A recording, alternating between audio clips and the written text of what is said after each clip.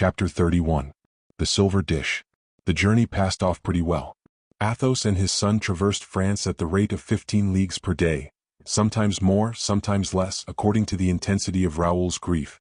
It took them a fortnight to reach Toulon, and they lost all traces of D'Artagnan at Antibes. They were forced to believe that the captain of the Musketeers was desirous of preserving an incognito on his route, for Athos derived from his inquiries an assurance that such a cavalier as he described had exchanged his horse for a well-closed carriage on quitting Avignon. Raoul was much affected at not meeting with D'Artagnan. His affectionate heart longed to take a farewell and received consolation from that heart of steel. Athos knew from experience that D'Artagnan became impenetrable when engaged in any serious affair, whether on his own account or on the service of the king. He even feared to offend his friend, or thwart him by too pressing inquiries. And yet when Raoul commenced his labor of classing the flotilla, and got together the chalons and lighters to send them to Toulon, one of the fishermen told the Count that his boat had been laid up to refit since a trip he had made on account of a gentleman who was in great haste to embark. Athos, believing that this man was telling a falsehood in order to be left at liberty to fish, and so gain more money when all his companions were gone, insisted upon having the details. The fisherman informed him that 6 days previously, a man had come in the night to hire his boat, for the purpose of visiting the island of St. Honorat. The price was agreed upon, but the gentleman had arrived with an immense carriage case, which he insisted upon embarking, in spite of the many difficulties that opposed the operation. The fisherman wished to retract. He had even threatened, but his threats had procured him nothing but a shower of blows from the gentleman's cane, which fell upon his shoulders sharp and long. Swearing and grumbling, he had recourse to the syndic of his brotherhood at Antibes, who administered justice among themselves and protect each other. But the gentleman had exhibited a certain paper, at sight of which the syndic, bowing to the very ground, enjoined obedience from the fisherman, and abused him for having been refractory. They then departed with the freight. "But all this does not tell us," said Athos, "how you injured your boat." "This is the way. I was steering towards St. Honorat as the gentleman desired me, but he changed his mind, and pretended that I could not pass to the south of the abbey." "And why not?" "Because, monsieur, there is in front of the square tower of the Benedictines, towards the southern point, the bank of the Moine." "A rock?" asked Athos. "Level with the water, but below water, a dangerous passage, yet one I have cleared 1,000 times. The gentleman required me to land him at St. Marguerite's." "Well?" "Well, monsieur," cried the fisherman with his Provençal accent, "a man is a sailor or he is not. He knows his course or he is nothing but a freshwater lubber. I was obstinate and wished to try the channel. The gentleman took me by the collar and told me quietly he would strangle me. My mate armed himself with a hatchet and so did I. We had the affront of the night before to pay him out for. But the gentleman drew his sword, and used it in such an astonishingly rapid manner, that we neither of us could get near him. I was about to hurl my hatchet at his head, and I had a right to do so, hadn't I, monsieur? For a sailor aboard his master, as a citizen is in his chamber. I was going then in self-defense to cut the gentleman in two when all at once, believe me or not, monsieur, the great carriage case opened of itself I don't know how, and there came out of it a sort of a phantom, his head covered with a black helmet and a black mask, something terrible to look upon, which came towards me threatening with its fist." "And that was," said Athos. "That was the devil, monsieur, for the gentleman with great glee cried out on seeing him, 'Ah, thank you, monseigneur.'" "A most strange story," murmured the Count, looking at Raoul. "And what did you do?" asked the latter of the fisherman. "You must know, monsieur, that 2 poor men, such as we are, could be no match for 2 gentlemen. But when one of them turned out to be the devil, we had no earthly chance. My companion and I did not stop to consult one another. We made but one jump into the sea, for we were within 700 or 800 feet of the shore." "Well, and then?" "Why, and then, monseigneur, as there was a little wind from the southwest, the boat drifted into the sands of St. Marguerite's." "Oh, but the travelers?" "Bah! You need not be uneasy about them. It was pretty plain that one was the devil and protected the other, for when we recovered the boat after she got afloat again, instead of finding these 2 creatures injured by the shock, we found nothing, not even the carriage or the case." "Very strange. Very strange," repeated the Count. "But after that what did you do, my friend?" "I made my complaint to the governor of St. Marguerite's, who brought my finger under my nose by telling me if I plagued him with such silly stories he would have me flogged." "What? Did the governor himself say so?" "Yes, monsieur, and yet my boat was injured, seriously injured, for the prow is left upon the point of St. Marguerite's, and the carpenter asks 120 livres to repair it." "Very well," replied Raoul, "you will be exempted from the service. Go." "We will go to St. Marguerite's, shall we?" said the Comte de Bragelonne as the man walked away. "Yes, monsieur, for there is something to be cleared up. That man does not seem to me to have told the truth." "Nor to me either, Raoul. The story of the masked man and the carriage having disappeared may be told to conceal some violence these fellows have committed upon their passengers in the open sea, to punish him for his persistence in embarking. I formed the same suspicion. The carriage was more likely to contain property than a man. We shall see to that, Raoul. The gentleman very much resembles D'Artagnan. I recognize his methods of proceeding. Alas, we are no longer the young invincibles of former days. Who knows whether the hatchet or the iron bar of this miserable coaster has not succeeded in doing that which the best blades of Europe, balls and bullets have not been able to do in 40 years. That same day they set out for St. Marguerite's, on board a chasse-maree come from Toulon under orders. The impression they experienced on landing was a singularly pleasing one. The island seemed loaded with flowers and fruits. In its cultivated part it served as a garden for the governor. Orange, pomegranate, and fig trees bent beneath the weight of their golden or purple fruits. All round this garden, in the uncultivated parts, red partridges ran about in conveys among the brambles and tufts of junipers, and at every step of the Comte and Raoul a terrified rabbit quitted his thyme and heath to scuttle away to the burrow. In fact, this fortunate isle was uninhabited. Flat, offering nothing but a tiny bay for the convenience of embarkation, and under the protection of the governor, who went shares with them, smugglers made use of it as a provisional entrepot, at the expense of not killing the game or devastating the garden.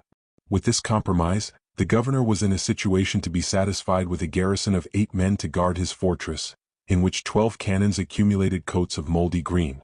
The governor was a sort of happy farmer, harvesting wines, figs, oil, and oranges, preserving his citrons and cedrates in the sun of his casemates.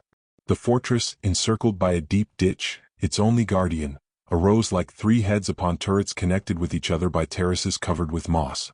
Athos and Raoul wandered for some time round the fences of the garden without finding anyone to introduce them to the governor.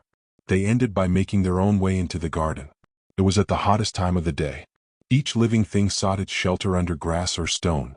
The heavens spread their fiery veils as if to stifle all noises, to envelop all existences. The rabbit under the broom, the fly under the leaf, slept as the wave did beneath the heavens. Athos saw nothing living but a soldier, upon the terrace beneath the second and third court, who was carrying a basket of provisions on his head. This man returned almost immediately without his basket, and disappeared in the shade of his sentry box. Athos supposed he must have been carrying dinner to someone, and after having done so, returned to dine himself. All at once they heard someone call out, and raising their heads, perceived in the frame of the bars of the window something of a white color, like a hand that was waved backwards and forwards. Something shining, like a polished weapon struck by the rays of the sun. And before they were able to ascertain what it was, a luminous train, accompanied by a hissing sound in the air, called their attention from the dungeon to the ground. A second dull noise was heard from the ditch, and Raoul ran to pick up a silver plate which was rolling along the dry sand. The hand that had thrown this plate made a sign to the 2 gentlemen, and then disappeared. Athos and Raoul, approaching each other, commenced an attentive examination of the dusty plate, and they discovered, in characters traced upon the bottom of it with the point of a knife, this inscription: "I am the brother of the King of France, a prisoner today, a madman tomorrow. French gentlemen and Christians, pray to God for the soul and the reason of the son of your old rulers." The plate fell from the hands of Athos whilst Raoul was endeavoring to make out the meaning of these dismal words. At the same moment they heard a cry from the top of the dungeon. Quick as lightning Raoul bent down his head, and forced down that of his father likewise. A musket barrel glittered from the crest of the wall. A white smoke floated like a plume from the mouth of the musket, and a ball was flattened against a stone within 6 inches of the 2 gentlemen. "Cordieu!" cried Athos. "What, are people assassinated here? Come down, cowards as you are." "Yes, come down," cried Raoul, furiously shaking his fist at the castle. One of the assailants, he who was about to fire, replied to these cries by an exclamation of surprise, and as his companion who wished to continue the attack had re-seized his loaded musket, he who had cried out threw up the weapon and the ball flew into the air. Athos and Raoul, seeing them disappear from the platform, expected they would come down to them, and waited with a firm demeanor. 5 minutes had not elapsed, when a stroke upon a drum called the 8 soldiers of the garrison to arms, and they showed themselves on the other side of the ditch with their muskets in hand. At the head of these men was an officer, whom Athos and Raoul recognized as the one who had fired the first musket. The man ordered the soldiers to make ready. "We are going to be shot," cried Raoul, "but sword in hand at least, let us leap the ditch. We shall kill at least 2 of these scoundrels, when their muskets are empty." And, suiting the action to the word, Raoul was springing forward, followed by Athos, when a well-known voice resounded behind them, "Athos." "Raoul." "D'Artagnan," replied the 2 gentlemen. "Recover arms." "Mordioux," cried the captain to the soldiers. "I was sure I could not be mistaken." "What is the meaning of this?" asked Athos. "What? Were we to be shot without warning? It was I who was going to shoot you, and if the governor missed you, I should not have missed you, my dear friends. How fortunate it is that I am accustomed to take a long aim, instead of firing at the instant I raise my weapon. I thought I recognized you. My dear friends, how fortunate." And D'Artagnan wiped his brow, for he had run fast, and emotion with him was not feigned. "How?" said Athos. "And is the gentleman who fired at us the governor of the fortress?" "In person." "And why did he fire at us? What have we done to him?" "Pardieu! You received what the prisoner threw to you." "That is true." "That plate, the prisoner has written something on it, has he not?" "Yes." "Good heavens! I was afraid he had." And D'Artagnan, with all the marks of mortal disquietude, seized the plate to read the inscription. When he had read it, a fearful pallor spread across his countenance. "Oh, good heavens!" repeated he. "Silence! Here is the governor. And what will he do to us? Is it our fault?" "It is true then?" said Athos in a subdued voice. "It is true." "Silence! I tell you, silence! If he only believes you can read, if he only suspects you have understood, I love you, my dear friends, I would willingly be killed for you, but, said Athos and Raoul, "but I could not save you from perpetual imprisonment if I saved you from death." "Silence then." Silence again. The governor came up, having crossed the ditch upon a plank bridge. "Well," said he to D'Artagnan, "what stops us?" "You are Spaniards, you do not understand a word of French," said the captain eagerly to his friends in a low voice. "Well," replied he, addressing the governor, "I was right. These gentlemen are 2 Spanish captains with whom I was acquainted at Ypres last year. They don't know a word of French." "Ah," said the governor sharply. "And yet they were trying to read the inscription on the plate." D'Artagnan took it out of his hands, effacing the characters with the point of his sword. "How?" cried the governor. "What are you doing? I cannot read them now." "It is a state secret," replied D'Artagnan bluntly, "and as you know that, according to the king's orders, it is under the penalty of death anyone should penetrate it, I will, if you like, allow you to read it, and have you shot immediately afterwards."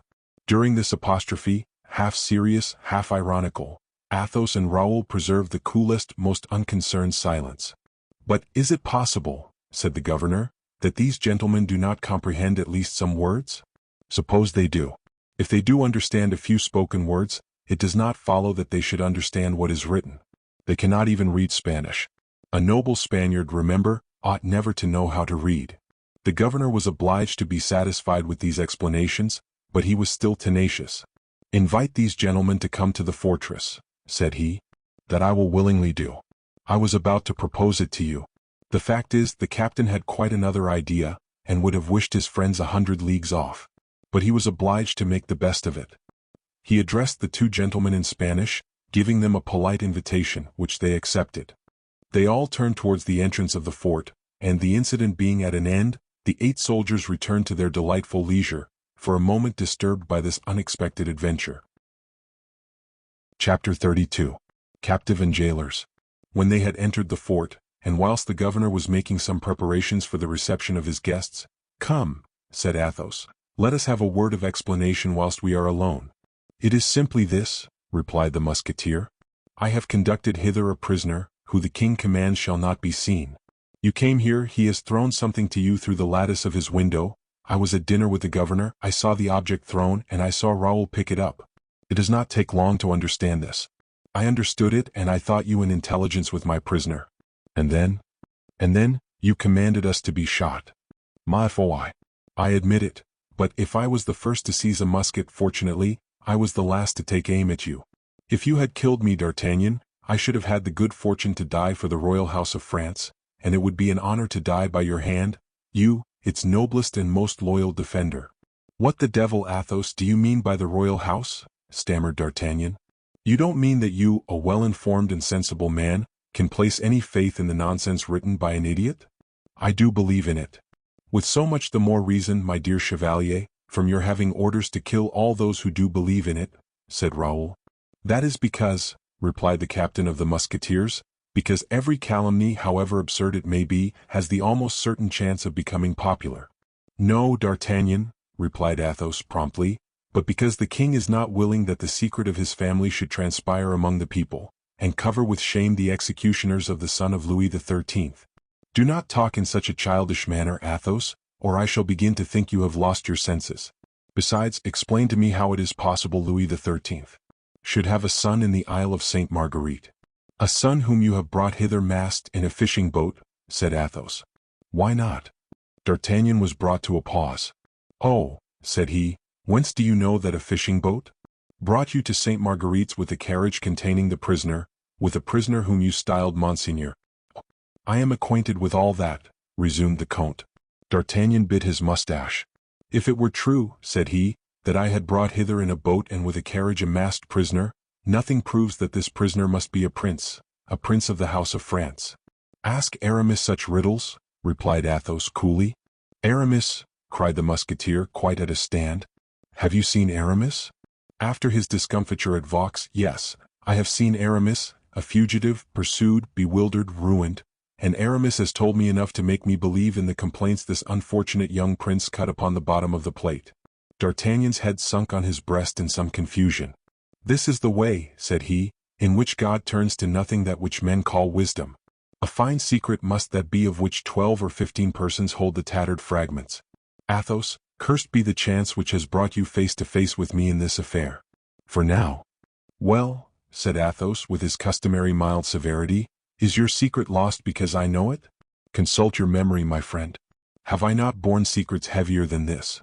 "You have never borne one so dangerous," replied D'Artagnan in a tone of sadness. "I have something like a sinister idea that all who are concerned with this secret will die, and die unhappily." "The will of God be done," said Athos, "but here is your governor." D'Artagnan and his friends immediately resumed their parts. The governor, suspicious and hard, behaved towards D'Artagnan with a politeness almost amounting to obsequiousness. With respect to the travelers, he contented himself with offering good cheer, and never taking his eye from them. Athos and Raoul observed that he often tried to embarrass them by sudden attacks, or to catch them off their guard, but neither the one nor the other gave him the least advantage. What D'Artagnan had said was probable, if the governor did not believe it to be quite true. They rose from the table to repose a while. "What is this man's name?" "I don't like the looks of him," said Athos to D'Artagnan in Spanish. "De Saint-Mars," replied the captain. "He is then, I suppose, the prince's jailer?" "How can I tell? I may be kept at Sainte Marguerite forever." "Oh, no, not you. My friend, I am in the situation of a man who finds a treasure in the midst of a desert. He would like to carry it away, but he cannot. He would like to leave it, but he dares not. The king will not dare to recall me, for no one else would serve him as faithfully as I do. He regrets not having me near him, from being aware that no one would be of so much service near his person as myself. But it will happen as it may please God." "But," observed Raoul, "your not being certain proves that your situation here is provisional, and you will return to Paris?" "Ask these gentlemen," interrupted the governor, "what was their purpose in coming to Sainte Marguerite? They came from learning there was a convent of Benedictines at Saint Honorat which is considered curious, and from being told there was excellent shooting in the island." "That is quite at their service as well as yours," replied Saint-Mars. D'Artagnan politely thanked him. "When will they depart?" added the governor. "Tomorrow," replied D'Artagnan. De Saint-Mars went to make his rounds and left D'Artagnan alone with the pretended Spaniards. "Oh," exclaimed the Musketeer, "here is a life and a society that suits me very little. I command this man and he bores me mordioux. Come, let us have a shot or two at the rabbits. The walk will be beautiful and not fatiguing. The whole island is but a league and a half in length with the breadth of a league, a real park. Let us try to amuse ourselves." "As you please, D'Artagnan, not for the sake of amusing ourselves, but to gain an opportunity for talking freely." D'Artagnan made a sign to a soldier, who brought the gentleman some guns and then returned to the fort. "And now," said the Musketeer, Answer me the question put to you by that black-looking Saint Mars. What did you come to do at the Laran Isles? To bid you farewell. Bid me farewell. What do you mean by that? Is Raoul going anywhere? Yes. Then I will lay a wager it is with M. de Beaufort. With M. de Beaufort it is, my dear friend. You always guess correctly. From habit. Whilst the two friends were commencing their conversation, Raoul, with his head hanging down and his heart oppressed, seated himself on a mossy rock, his gun across his knees, looking at the sea, looking at the heavens and listening to the voice of his soul. He allowed the sportsman to attain a considerable distance from him. D'Artagnan remarked his absence. He has not recovered the blow, said he to Athos. He is struck to death. Oh, your fears exaggerate, I hope. Raoul is of a tempered nature. Around all hearts as noble as his, there is a second envelope that forms a cuirass. The first bleeds, the second resists. No, replied Athos, Raoul will die of it. Mordioux, said D'Artagnan in a melancholy tone, and he did not add a word to this exclamation. Then, a minute after, why do you let him go? Because he insists on going. And why do you not go with him? Because I could not bear to see him die. D'Artagnan looked his friend earnestly in the face. You know one thing, continued the Count, leaning upon the arm of the captain, you know that in the course of my life I have been afraid of but few things. Well, I have an incessant, gnawing, insurmountable fear that an hour will come in which I shall hold the dead body of that boy in my arms. Oh, murmured D'Artagnan, oh. He will die, I know, I have a perfect conviction of that, but I would not see him die. How is this, Athos? You come and place yourself in the presence of the bravest man, you say you have ever seen, of your own D'Artagnan, of that man without an equal, as you formerly called him, and you come and tell him, with your arms folded, that you are afraid of witnessing the death of your son, you who have seen all that can be seen in this world. Why have you this fear, Athos? Man upon this earth must expect everything and ought to face everything. Listen to me, my friend. After having worn myself out upon this earth of which you speak, I have preserved but two religions, that of life, friendship, my duty as a father, that of eternity, love and respect for God. Now, I have within me the revelation that if God should decree that my friend or my son should render up his last sigh in my presence. Oh, no, I cannot even tell you, D'Artagnan. Speak, speak, tell me. I am strong against everything, except against the death of those I love. For that only there is no remedy. He who dies, gains, he who sees others die, loses. No, this is it, to know that I should no more meet on earth him whom I now behold with joy, to know that there would nowhere be a D'Artagnan any more, nowhere again be a Raoul. Oh, I am old, look you, I have no longer courage, I pray God to spare me in my weakness, but if he struck me so plainly and in that fashion, I should curse him. A Christian gentleman ought not to curse his God, D'Artagnan, it is enough to once have cursed a king. Humph, sighed D'Artagnan, a little confused by this violent tempest of grief. Let me speak to him, Athos. Who knows? Try if you please, but I am convinced you will not succeed. I will not attempt to console him. I will serve him. You will. Doubtless I will. Do you think this would be the first time a woman had repented of an infidelity? I will go to him, I tell you. Athos shook his head and continued his walk alone. D'Artagnan, cutting across the brambles, rejoined Raoul and held out his hand to him.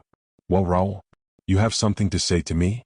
I have a kindness to ask of you, replied Bragelonne. Ask it then. You will some day return to France? I hope so. Ought I to write to Mademoiselle de la Valliere?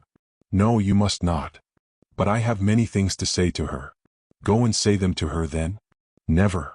Pray, what virtue do you attribute to a letter which your speech might not possess? Perhaps you are right. She loves the king, said D'Artagnan bluntly, and she is an honest girl. Raoul started. And you whom she abandons, she, perhaps, loves better than she does the king, but after another fashion. D'Artagnan, do you believe she loves the king? To idolatry. Her heart is inaccessible to any other feeling. You might continue to live near her and would be her best friend. Ah, exclaimed Raoul with a passionate burst of repugnance at such a hideous hope. Will you do so? It would be base. That is a very absurd word which would lead me to think slightly of your understanding. Please to understand, Raoul, that it is never base to do that which is imposed upon us by a superior force. If your heart says to you, go there or die, why go, Raoul? Was she base or brave, she whom you loved, in preferring the king to you, the king whom her heart commanded her imperiously to prefer to you? No, she was the bravest of women. Do then as she has done. Oblige yourself. Do you know one thing of which I am sure, Raoul? What is that? Why, that by seeing her closely with the eyes of a jealous man, well, you would cease to love her. Then I am decided, my dear D'Artagnan, to set off to see her again? No, to set off that I may never see her again. I wish to love her forever. Ah, I must confess, replied the Musketeer, that is a conclusion which I was far from expecting. This is what I wish, my friend. You will see her again, and you will give her a letter which, if you think proper, will explain to her, as to yourself, what is passing in my heart. Read it, I drew it up last night. Something told me I should see you today. He held the letter out, and D'Artagnan read, Mademoiselle, you are not wrong in my eyes in not loving me. You have only been guilty of one fault towards me, that of having left me to believe you loved me. This error will cost me my life. I pardon you, but I cannot pardon myself. It is said that happy lovers are deaf to the sorrows of rejected lovers. It will not be so with you who did not love me save with anxiety. I am sure that if I had persisted in endeavoring to change that friendship into love, you would have yielded out of a fear of bringing about my death, or lessening the esteem I had for you. It is much more delightful to me to die, knowing that you are free and satisfied. How much, then, will you love me when you will no longer fear either my presence or reproaches? You will love me because, however charming a new love may appear to you, God has not made me in anything inferior to him you have chosen, and because my devotedness, my sacrifice, and my painful end will assure me, in your eyes, a certain superiority over him. I have allowed to escape, in the candid credulity of my heart, the treasure I possessed. Many people tell me that you loved me enough to lead me to hope you would have loved me much. That idea takes from my mind all bitterness, and leads me only to blame myself. You will accept this last farewell, and you will bless me for having taken refuge in the inviolable asylum where hatred is extinguished, and where all love endures forever. Adieu, mademoiselle. If your happiness could be purchased by the last drop of my blood, I would shed that drop. I willingly make the sacrifice of it to my misery. Raoul Vicomte de Bragelonne. The letter reads very well, said the captain.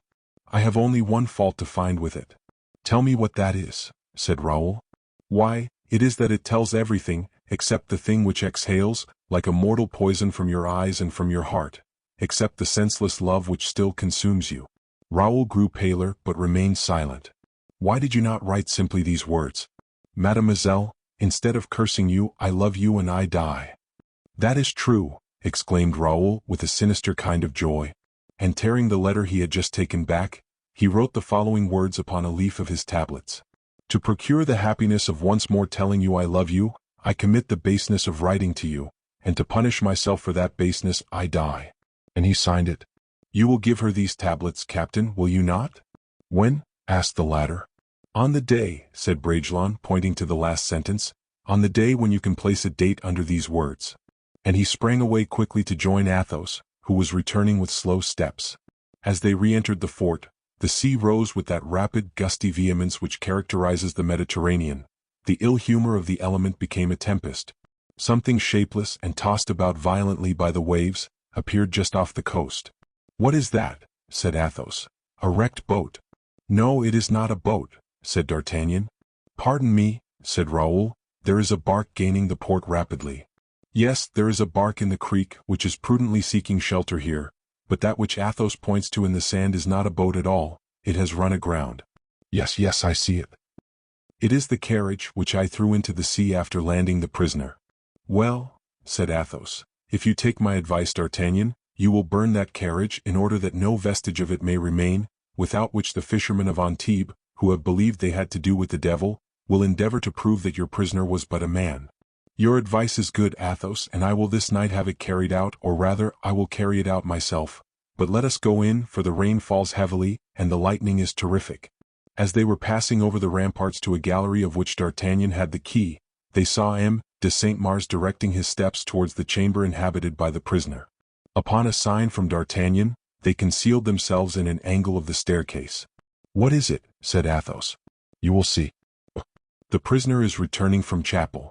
And they saw, by the red flashes of lightning against the violet fog which the wind stamped upon the bankward sky, they saw pass gravely at 6 paces behind the governor, a man clothed in black and masked by a visor of polished steel, soldered to a helmet of the same nature, which altogether enveloped the whole of his head. The fire of the heavens cast red reflections on the polished surface, and these reflections, flying off capriciously, seemed to be angry looks launched by the unfortunate, instead of imprecations. In the middle of the gallery, the prisoner stopped for a moment, to contemplate the infinite horizon, to respire the sulphurous perfumes of the tempest, to drink in thirstily the hot rain, and to breathe a sigh resembling a smothered groan. "Come on, monsieur," said St. Mars sharply to the prisoner, for he already became uneasy at seeing him look so long beyond the walls. "Monsieur, come on." "Say, monseigneur," cried Athos from his corner, with a voice so solemn and terrible that the governor trembled from head to foot. Athos insisted upon respect being paid to fallen majesty. The prisoner turned round. "Who spoke?" asked St. Mars. "It was I," replied D'Artagnan, showing himself promptly. "You know that is the order." "Call me neither monsieur nor monseigneur," said the prisoner in his turn, in a voice that penetrated to the very soul of Raoul. "Call me accursed." He passed on, and the iron door croaked after him. "There goes a truly unfortunate man," murmured the Musketeer in a hollow whisper, pointing out to Raoul the chamber inhabited by the prince. Chapter 33. Promises. Scarcely had D'Artagnan re-entered his apartment with his two friends, when one of the soldiers of the fort came to inform him that the governor was seeking him. The bark which Raoul had perceived at sea, and which appeared so eager to gain the port, came to Sainte Marguerite with an important dispatch for the captain of the Musketeers. On opening it, D'Artagnan recognized the writing of the king. "I should think," said Louis XIV, "you will have completed the execution of my orders, Monsieur d'Artagnan. Return then immediately to Paris and join me at the Louvre." "There is the end of my exile," cried the Musketeer with joy. "God be praised, I am no longer a jailer." And he showed the letter to Athos. "So then you must leave us?" replied the latter in a melancholy tone. "Yes, but to meet again, dear friend, seeing that Raoul is old enough now to go alone with M. de Beaufort, and will prefer his father going back in company with M. d'Artagnan, to forcing him to travel 200 leagues solitarily to reach home at La Fere. Will you not, Raoul?" "Certainly," stammered the latter, with an expression of tender regret. "No, no, my friend," interrupted Athos, "I will never quit Raoul till the day his vessel disappears on the horizon. As long as he remains in France he shall not be separated from me." "As you please, dear friend, but we will, at least, leave Sainte Marguerite together. Take advantage of the bark that will convey me back to Antibes." "With all my heart. We cannot too soon be at a distance from this fort, and from the spectacle that shocked us so just now." The three friends quitted the little isle, after paying their respects to the governor, and by the last flashes of the departing tempest they took their farewell of the white walls of the fort. D'Artagnan parted from his friend that same night, after having seen fire set to the carriage upon the shore by the orders of Saint Mars, according to the advice the captain had given him. Before getting on horseback and after leaving the arms of Athos, "My friends," said he, "you bear too much resemblance to two soldiers who are abandoning their post. Something warns me that Raoul will require being supported by you in his rank. Will you allow me to ask permission to go over into Africa with 100 good muskets? The king will not refuse me, and I will take you with me." "Monsieur d'Artagnan," replied Raoul, pressing his hand with emotion, "thanks for that offer, which would give us more than we wish, either Monsieur le Comte or I. I, who am young, stand in need of labor of mind and fatigue of body. Monsieur le Comte wants the profoundest repose. You are his best friend. I recommend him to your care. In watching over him, you are holding both our souls in your hands." "I must go, my horse is all in a fret," said D'Artagnan, with whom the most manifest sign of a lively emotion was the change of ideas and conversation. "Come, Comte, how many days longer has Raoul to stay here?" 3 days at most." "And how long will it take you to reach home?" "Oh, a considerable time," replied Athos. "I shall not like the idea of being separated too quickly from Raoul.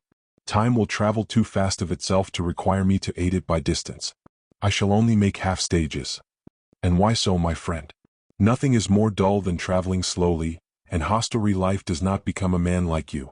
My friend, I came hither on post horses, but I wish to purchase 2 animals of a superior kind. Now, to take them home fresh, it would not be prudent to make them travel more than 7 or 8 leagues a day." "Where is Grimaud?" "He arrived yesterday morning with Raoul's appointments, and I have left him to sleep. That is, never to come back again." D'Artagnan suffered to escape him. "Till we meet again then, dear Athos, and if you are diligent, I shall embrace you the sooner." So saying, he put his foot in the stirrup which Raoul held. "Farewell," said the young man, embracing him. "Farewell," said D'Artagnan as he got into his saddle. His horse made a movement which divided the cavalier from his friends. This scene had taken place in front of the house chosen by Athos, near the gates of Antibes, whither D'Artagnan, after his supper, had ordered his horses to be brought. The road began to branch off there, white and undulating in the vapors of the night. The horse eagerly respired the salt, sharp perfume of the marshes. D'Artagnan put him to a trot, and Athos and Raoul sadly turned towards the house.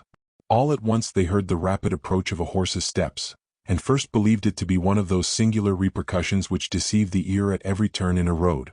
But it was really the return of the horsemen.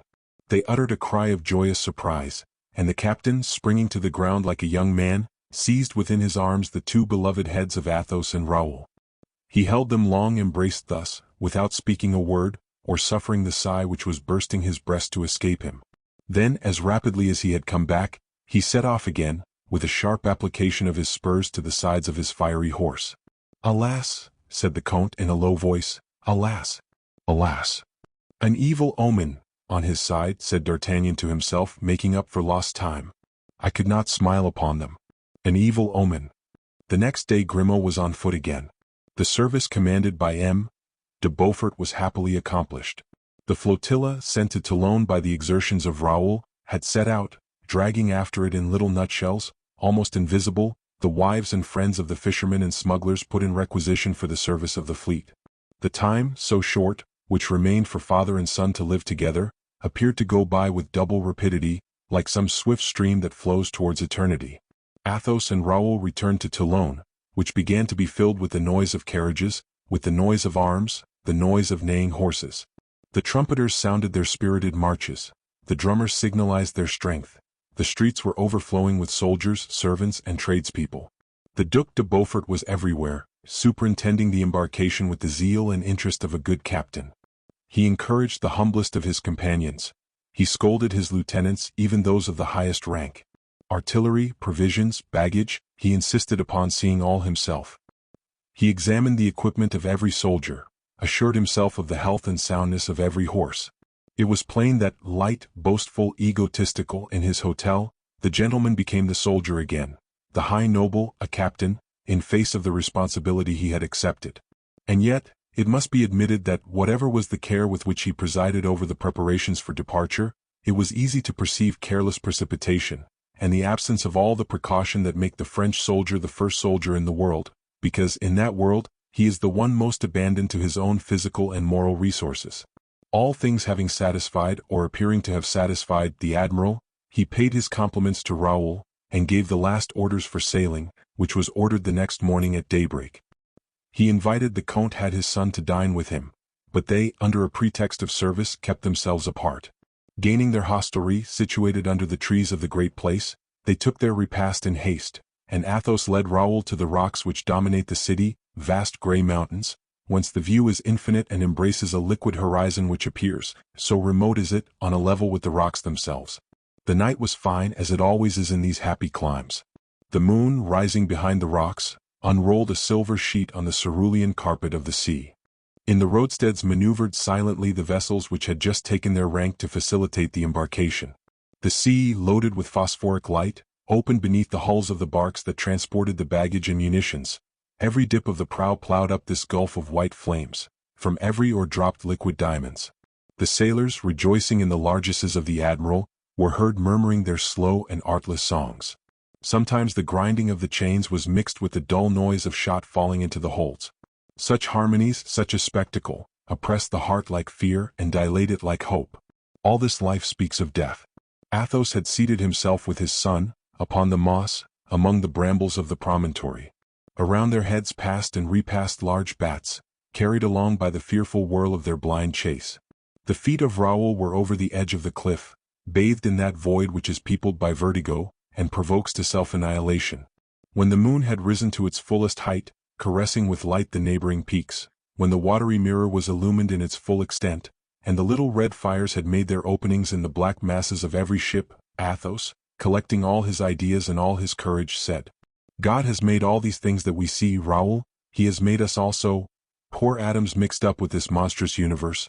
We shine like those fires and those stars, we sigh like those waves, we suffer like those great ships, which are worn out in plowing the waves, in obeying the wind that urges them towards an end, as the breath of God blows us towards a port.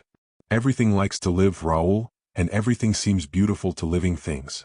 Monsieur, said Raoul, we have before us a beautiful spectacle. How good D'Artagnan is, interrupted Athos suddenly, and what a rare good fortune it is to be supported during a whole life by such a friend as he is. That is what you have missed, Raoul. A friend, cried Raoul, I have wanted a friend.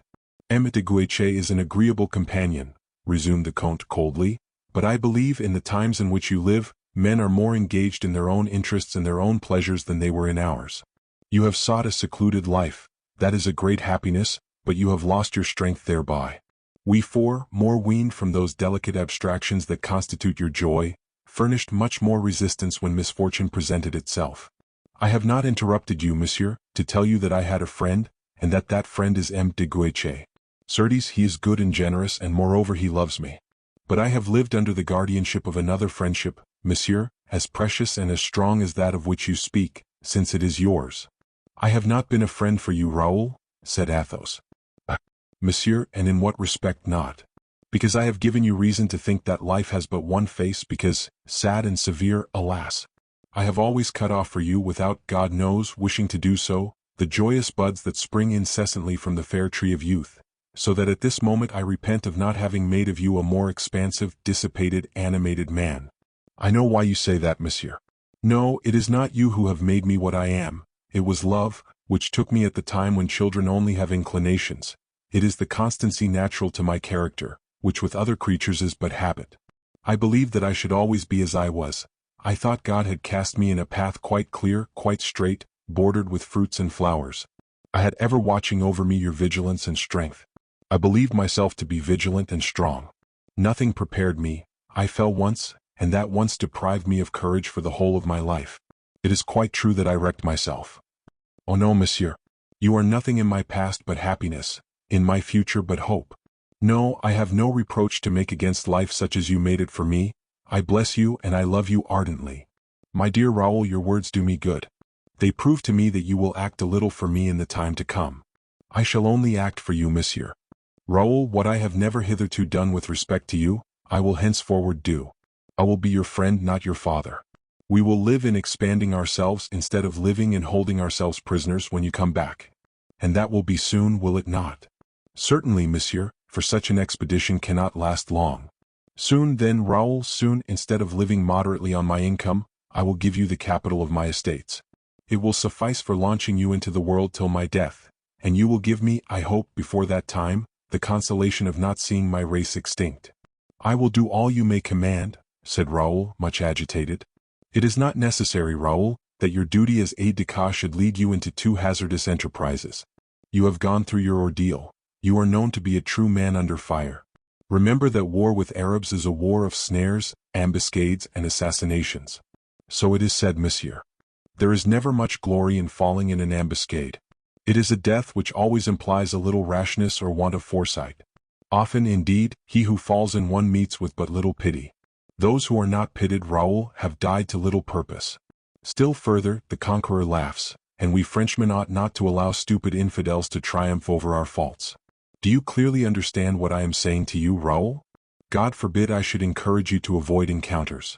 I am naturally prudent, monsieur, and I have very good fortune, said Raoul, with a smile which chilled the heart of his poor father, for, the young man hastened to add, in 20 combats through which I have been, I have only received one scratch. There is an addition, said Athos, the climate to be dreaded, that is an ugly end to die of fever. King St. Louis prayed God to send him an arrow or the plague, rather than the fever. Oh, monsieur, with sobriety, with reasonable exercise. I have already obtained from M. de Beaufort a promise that his dispatches shall be sent off every fortnight to France. You, as his aide-de-camp, will be charged with expediting them, and will be sure not to forget me. No, monsieur, said Raoul, almost choked with emotion. Besides, Raoul, as you are a good Christian, and I am one also, we ought to reckon upon a more special protection of God and his guardian angels. Promise me that if anything evil should happen to you on any occasion, you will think of me at once. First and at once. Yes, monsieur. And will call upon me? Instantly. You dream of me sometimes, do you not, Raoul? Every night, monsieur. During my early youth I saw you in my dreams, calm and mild, with one hand stretched out over my head, and that it was which made me sleep so soundly formerly. We love each other too dearly, said the Count, that from this moment in which we separate, a portion of both our souls should not travel with one and the other of us, and should not dwell wherever we may dwell.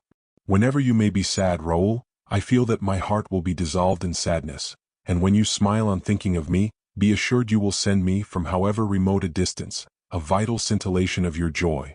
I will not promise you to be joyous, replied the young man, but you may be certain that I will never pass an hour without thinking of you, not 1 hour, I swear, unless I shall be dead. Athos could contain himself no longer. He threw his arm round the neck of his son, and held him embraced with all the power of his heart. The moon began to be now eclipsed by twilight. A golden band surrounded the horizon, announcing the approach of the day. Athos threw his cloak over the shoulders of Raoul, and led him back to the city, where burdens and porters were already in motion, like a vast ant-hill. At the extremity of the plateau which Athos and Bragelonne were quitting, they saw a dark shadow moving uneasily backwards and forwards, as if in indecision or ashamed to be seen. It was Grimaud, who in his anxiety had tracked his master, and was there awaiting him. "Oh, my good Grimaud," cried Raoul, "what do you want? You are come to tell us it is time to be gone, have you not?" "Alone?" said Grimaud, addressing Athos and pointing to Raoul in a tone of reproach, which showed to what an extent the old man was troubled. "Oh, you are right," cried the Count. "No, Raoul shall not go alone. No, he shall not be left alone in a strange land without some friendly hand to support him, some friendly heart to recall to him all he loved." "I," said Grimaud. "You, yes you," cried Raoul, touched to the inmost heart. "Alas," said Athos, "you are very old, my good Grimaud." "So much the better," replied the latter, with an inexpressible depth of feeling and intelligence. "But the embarkation is begun," said Raoul, "and you are not prepared." "Yes," said Grimaud, showing the keys of his trunks, mixed with those of his young master. "But," again objected Raoul, "you cannot leave Monsieur le Comte thus alone, Monsieur le Comte, whom you have never quitted?" Grimaud turned his diamond eyes upon Athos and Raoul, as if to measure the strength of both. The Count uttered not a word. "Monsieur le Comte prefers my going," said Grimaud. "I do," said Athos by an inclination of the head. At that moment the drums suddenly rolled, and the clarions filled the air with their inspiring notes. The regiments destined for the expedition began to debouch from the city. They advanced to the number of 5, each composed of 40 companies. Royals marched first, distinguished by their white uniform faced with blue. The ordonnance colors, quartered crosswise, violet and dead leaf, with a sprinkling of golden fleurs-de-lis, left the white-colored flag with its fleur-de-lised cross to dominate the whole. Musketeers at the wings, with their forked sticks and their muskets on their shoulders, pikemen in the center with their lances 14 feet in length, marched gaily towards the transports, which carried them in detail to the ships. The regiments of Picardy, Navarre, Normandy, and Royal Viceau followed after. De Beaufort had known well how to select his troops. He himself was seen closing the march with his staff. It would take a full hour before he could reach the sea. Raoul with Athos turned his steps slowly towards the beach, in order to take his place when the prince embarked. Grimaud, boiling with the ardor of a young man, superintended the embarkation of Raoul's baggage in the admiral's vessel.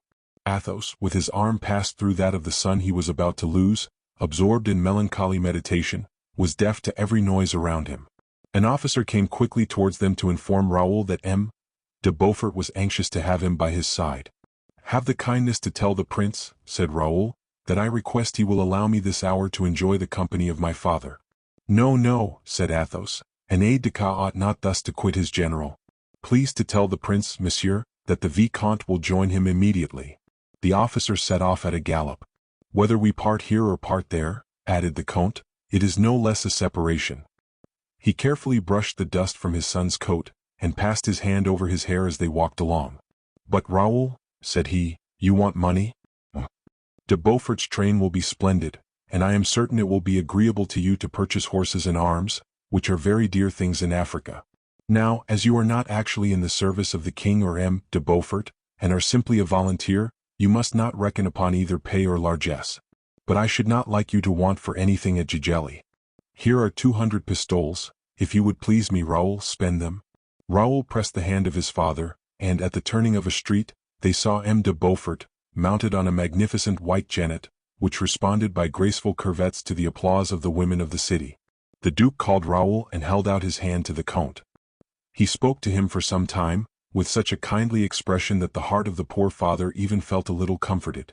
It was, however, evident to both father and son that their walk amounted to nothing less than a punishment. There was a terrible moment, that at which, on quitting the sands of the shore, the soldiers and sailors exchanged the last kisses with their families and friends.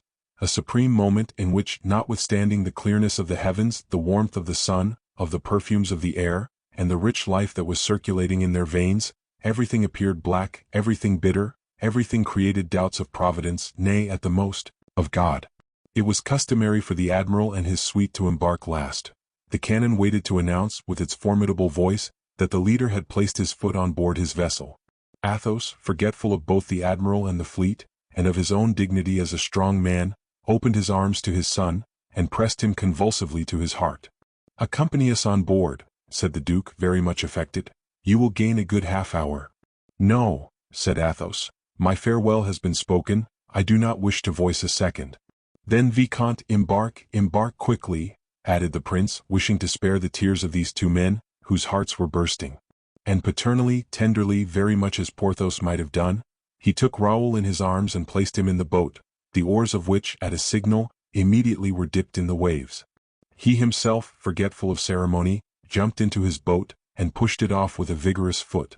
"Adieu," cried Raoul. Athos replied only by a sign, but he felt something burning on his hand.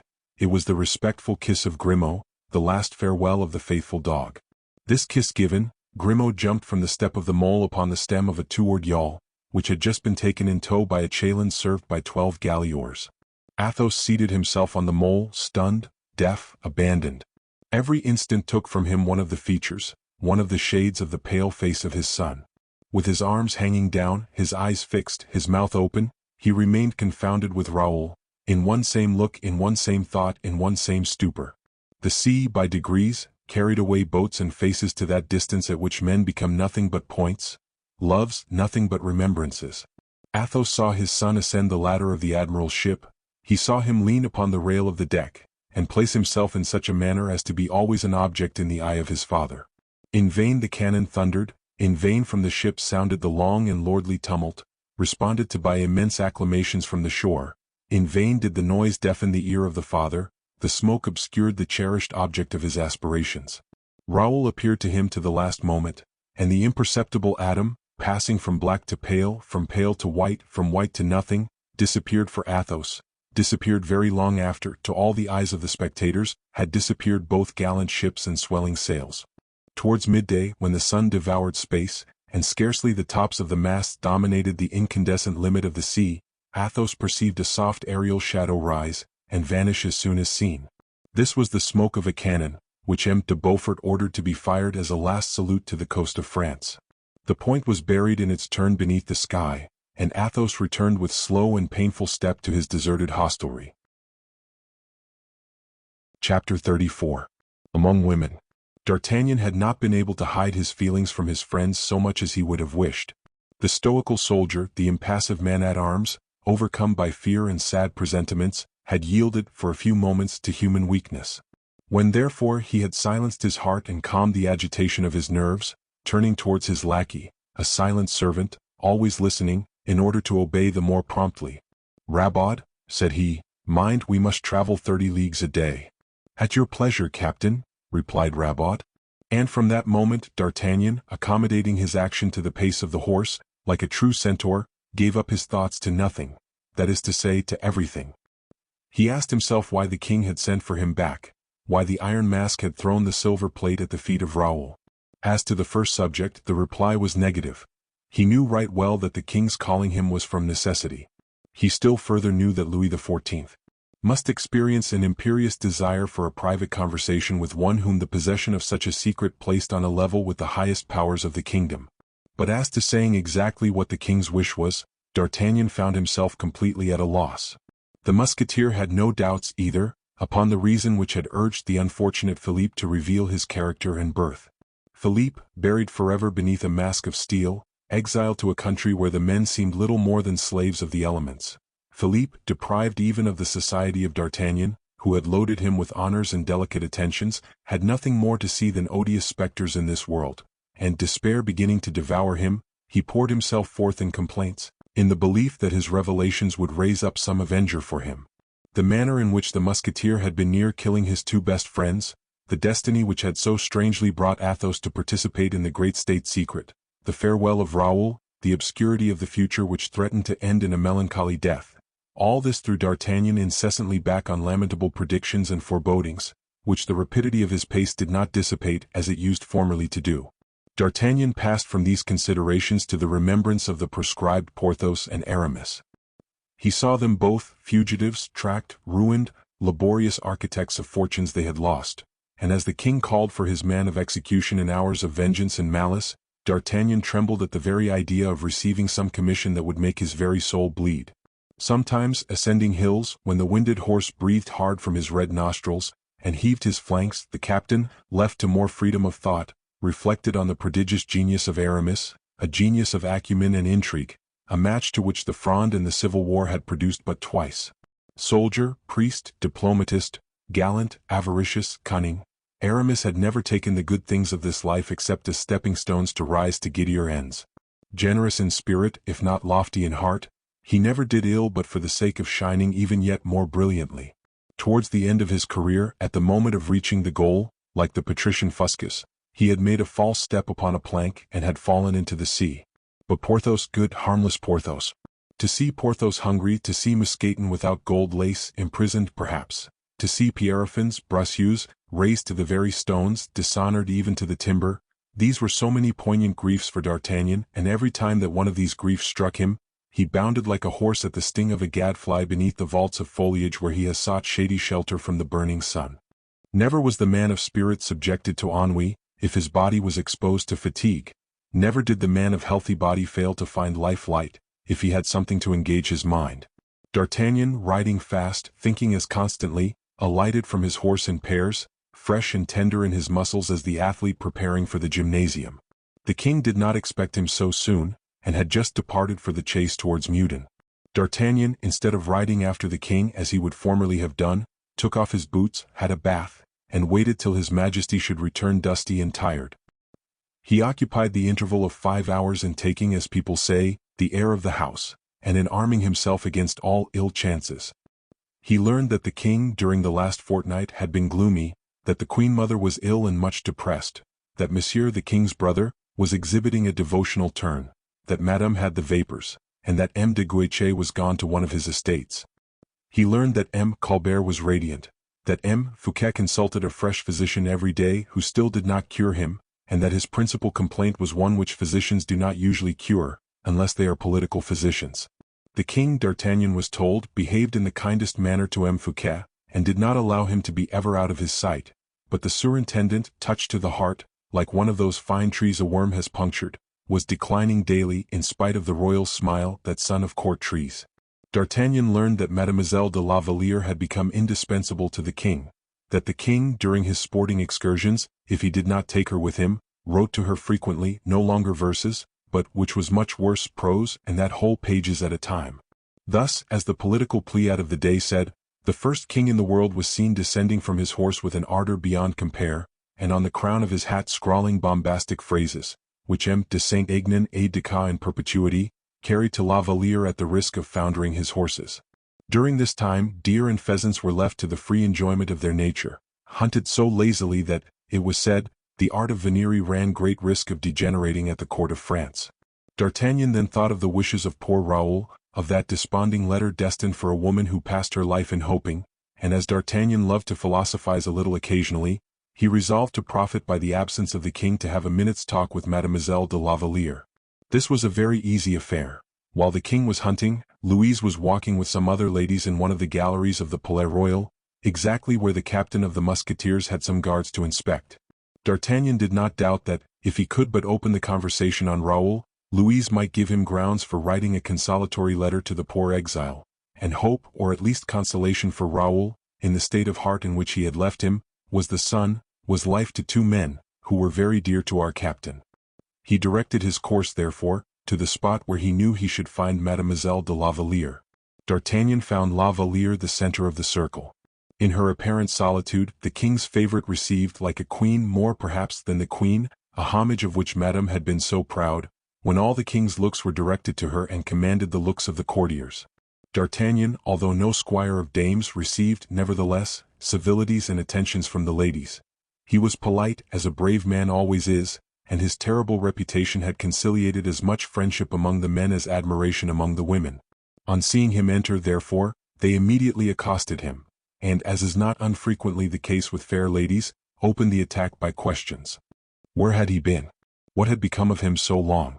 Why had they not seen him as usual make his fine horse curvet in such beautiful style, to the delight and astonishment of the curious from the king's balcony? He replied that he had just come from the land of oranges. This set all the ladies laughing. Those were times in which everybody traveled, but in which, notwithstanding, a journey of 100 leagues was a problem often solved by death. From the land of oranges? Cried Mademoiselle de Tonnay-Charente. From Spain, said the Musketeer. From Malta? Echoed Montalais. Ma foi! You are coming very near, ladies. Is it an island? Asked La Valliere. Mademoiselle, said D'Artagnan, I will not give you the trouble of seeking any further. I come from the country where M. de Beaufort is at this moment, embarking for Algiers. Have you seen the army? Asked several warlike fair ones. As plainly as I see you, replied D'Artagnan. And the fleet? Yes, I saw everything. Have we any of us any friends there? Said Mademoiselle de Tonnay-Charente coldly, but in a manner to attract attention to a question that was not without its calculated aim. Why, replied D'Artagnan, yes, there were M. de la Guillotière, de Montchy, de Bragelonne. La Valliere became pale. M. de Bragelonne, cried the perfidious Athenais. What, is he gone to the wars? He. Montalais trod on her toe, but all in vain. Do you know what my opinion is? Continued she, addressing D'Artagnan. No, mademoiselle, but I should like very much to know it. My opinion is, then, that all the men who go to this war are desperate, desponding men, whom love has treated ill, and who go to try if they cannot find jet-complexioned women more kind than fair ones have been. Some of the ladies laughed. La Valliere was evidently confused. Montalais coughed loud enough to waken the dead. Mademoiselle, interrupted D'Artagnan, you are in error when you speak of black women at Gigelli. The women there have not jet faces. It is true they are not white, they are yellow. Yellow? Exclaimed the bevy of fair beauties. Do not disparage it. I have never seen a finer color to match with black eyes and a coral mouth. So much the better for M. de Bragelonne, said Mademoiselle de Tonnay-Charente with persistent malice. He will make amends for his loss. Poor fellow. A profound silence followed these words, and D'Artagnan had time to observe and reflect that women, mild doves, treat each other more cruelly than tigers. But making La Valliere pale did not satisfy Athenais. She determined to make her blush likewise. Resuming the conversation without pause, do you know, Louise, said she, that there is a great sin on your conscience? What sin, mademoiselle? Stammered the unfortunate girl, looking round her for support without finding it. Why, continued Athenais, the poor young man was affianced to you, he loved you, you cast him off. Well, that is a right which every honest woman has, said Montalais in an affected tone. When we know we cannot constitute the happiness of a man, it is much better to cast him off. Cast him off. Or refuse him, that's all very well, said Athenais, but that is not the sin Mademoiselle de la Valliere has to reproach herself with. The actual sin is sending poor Bragelonne to the wars, and to wars in which death is so very likely to be met with. Louise pressed her hand over her icy brow. And if he dies, continued her pitiless tormentor, you will have killed him. That is the sin. Louise, half dead, caught at the arm of the captain of the Musketeers, whose face betrayed unusual emotion. You wish to speak with me, Monsieur d'Artagnan? Said she, in a voice broken by anger and pain. What had you to say to me? D'Artagnan made several steps along the gallery, holding Louise on his arm. Then, when they were far enough removed from the others, what I had to say to you, mademoiselle, replied he, Mademoiselle de Tonnay-Charente has just expressed, roughly and unkindly, it is true but still in its entirety. She uttered a faint cry. Pierced to the heart by this new wound, she went her way, like one of those poor birds which, struck unto death, seek the shade of the thicket in which to die. She disappeared at one door at the moment the king was entering by another. The first glance of the king was directed towards the empty seat of his mistress. Not perceiving La Valliere, a frown came over his brow, but as soon as he saw D'Artagnan, who bowed to him, "Ah, monsieur," cried he, "you have been diligent. I am much pleased with you." This was the superlative expression of royal satisfaction. Many men would have been ready to lay down their lives for such a speech from the king. The maids of honor and the courtiers, who had formed a respectful circle round the king on his entrance, drew back, on observing he wished to speak privately with his captain of the Musketeers. The king led the way out of the gallery after having again with his eyes sought everywhere for La Valliere, whose absence he could not account for. The moment they were out of the reach of curious ears, "Well, Monsieur d'Artagnan," said he, "the prisoner is in his prison, sire." "What did he say on the road?" "Nothing, sire." "What did he do?" "There was a moment at which the fisherman, who took me in his boat to Sainte Marguerite, revolted and did his best to kill me. The prisoner defended me instead of attempting to fly." The king became pale. "Enough," said he, and D'Artagnan bowed. Louis walked about his cabinet with hasty steps. "Were you at Antibes," said he, "when Monsieur de Beaufort came there?" "No, sire, I was setting off when Monsieur le Duc arrived." "Ah," which was followed by a fresh silence. "Whom did you see there?" "A great many persons," said D'Artagnan coolly. The king perceived he was unwilling to speak. "I have sent for you, Monsieur le Capitaine, to desire you to go and prepare my lodgings at Nantes." "At Nantes?" cried D'Artagnan. "In Bretagne." "Yes, sire, it is in Bretagne." "Will your Majesty make so long a journey as to Nantes?" "The states are assembled there," replied the king. "I have two demands to make of them. I wish to be there." "When shall I set out?" said the captain. "This evening, tomorrow evening, for you must stand in need of rest." "I have rested, sire." "That is well. Then between this and tomorrow evening, when you please." D'Artagnan bowed as if to take his leave, but perceiving the king very much embarrassed, "Will you, Majesty," said he, stepping 2 paces forward, "take the court with you?" "Certainly I shall." "Then your Majesty will doubtless want the Musketeers?" And the eye of the king sank beneath the penetrating glance of the captain. "Take a brigade of them," replied Louis. "Is that all? Has your Majesty no other orders to give me?" "No, ah yes. I am all attention, sire. At the castle of Nantes, which I hear is very ill arranged, you will adopt the practice of placing musketeers at the door of each of the principal dignitaries I shall take with me." "Of the principal?" "Yes." "For instance, at the door of M. de Lyonne?" "Yes." "And that of M. Letellier?" "Yes." "Of M. de Brienne?" "Yes." "And of Monsieur le Surintendant?" "Without doubt." "Very well, sire. By tomorrow I shall have set out." "Oh yes, but one more word, Monsieur d'Artagnan. At Nantes you will meet with M. le Duc de Gesvres, captain of the guards. Be sure that your musketeers are placed before his guards arrive. Precedence always belongs to the first comer." "Yes, sire." "And if M. de Gesvres should question you?" "Question me, sire? Is it likely that M. de Gesvres should question me?" And the musketeer, turning cavalierly on his heel, disappeared. "To Nantes," said he to himself as he descended from the stairs. Why did he not dare to say, "From thence to Belle-Isle"? As he reached the great gates, one of M. Brienne's clerks came running after him, exclaiming, "Monsieur d'Artagnan, I beg your pardon." "What is the matter, Monsieur Ariste?" "The king has desired me to give you this order." "Upon your cash-box?" asked the musketeer. "No, monsieur, on that of M. Fouquet." D'Artagnan was surprised, but he took the order, which was in the king's own writing, and was for 200 pistoles. "What?" thought he, after having politely thanked M. Brienne's clerk. "M. Fouquet is to pay for the journey then? Mordioux, that is a bit of pure Louis XI. Why was not this order on the chest of M. Colbert? He would have paid it with such joy." And D'Artagnan, faithful to his principle of never letting an order at sight get cold, went straight to the house of M. Fouquet, to receive his 200 pistoles. Chapter 35. The Last Supper. The superintendent had no doubt received advice of the approaching departure, for he was giving a farewell dinner to his friends. From the bottom to the top of the house, the hurry of the servants bearing dishes, and the diligence of the registrace, denoted an approaching change in offices and kitchen. D'Artagnan, with his order in his hand, presented himself at the offices. When he was told it was too late to pay cash, the chest was closed. He only replied, "On the king's service." The clerk, a little put out by the serious air of the captain, replied, that was a very respectable reason, but that the customs of the house were respectable likewise, and that, in consequence, he begged the bearer to call again next day. D'Artagnan asked if he could not see M. Fouquet. The clerk replied that M. le surintendant did not interfere with such details, and rudely closed the outer door in the captain's face. But the latter had foreseen this stroke and placed his boot between the door and the door-case, so that the lock did not catch, and the clerk was still nose to nose with his interlocutor. This made him change his tone and say with terrified politeness, "If monsieur wishes to speak to M. le surintendant, he must go to the antechambers. These are the offices where Monseigneur never comes." "Oh, very well.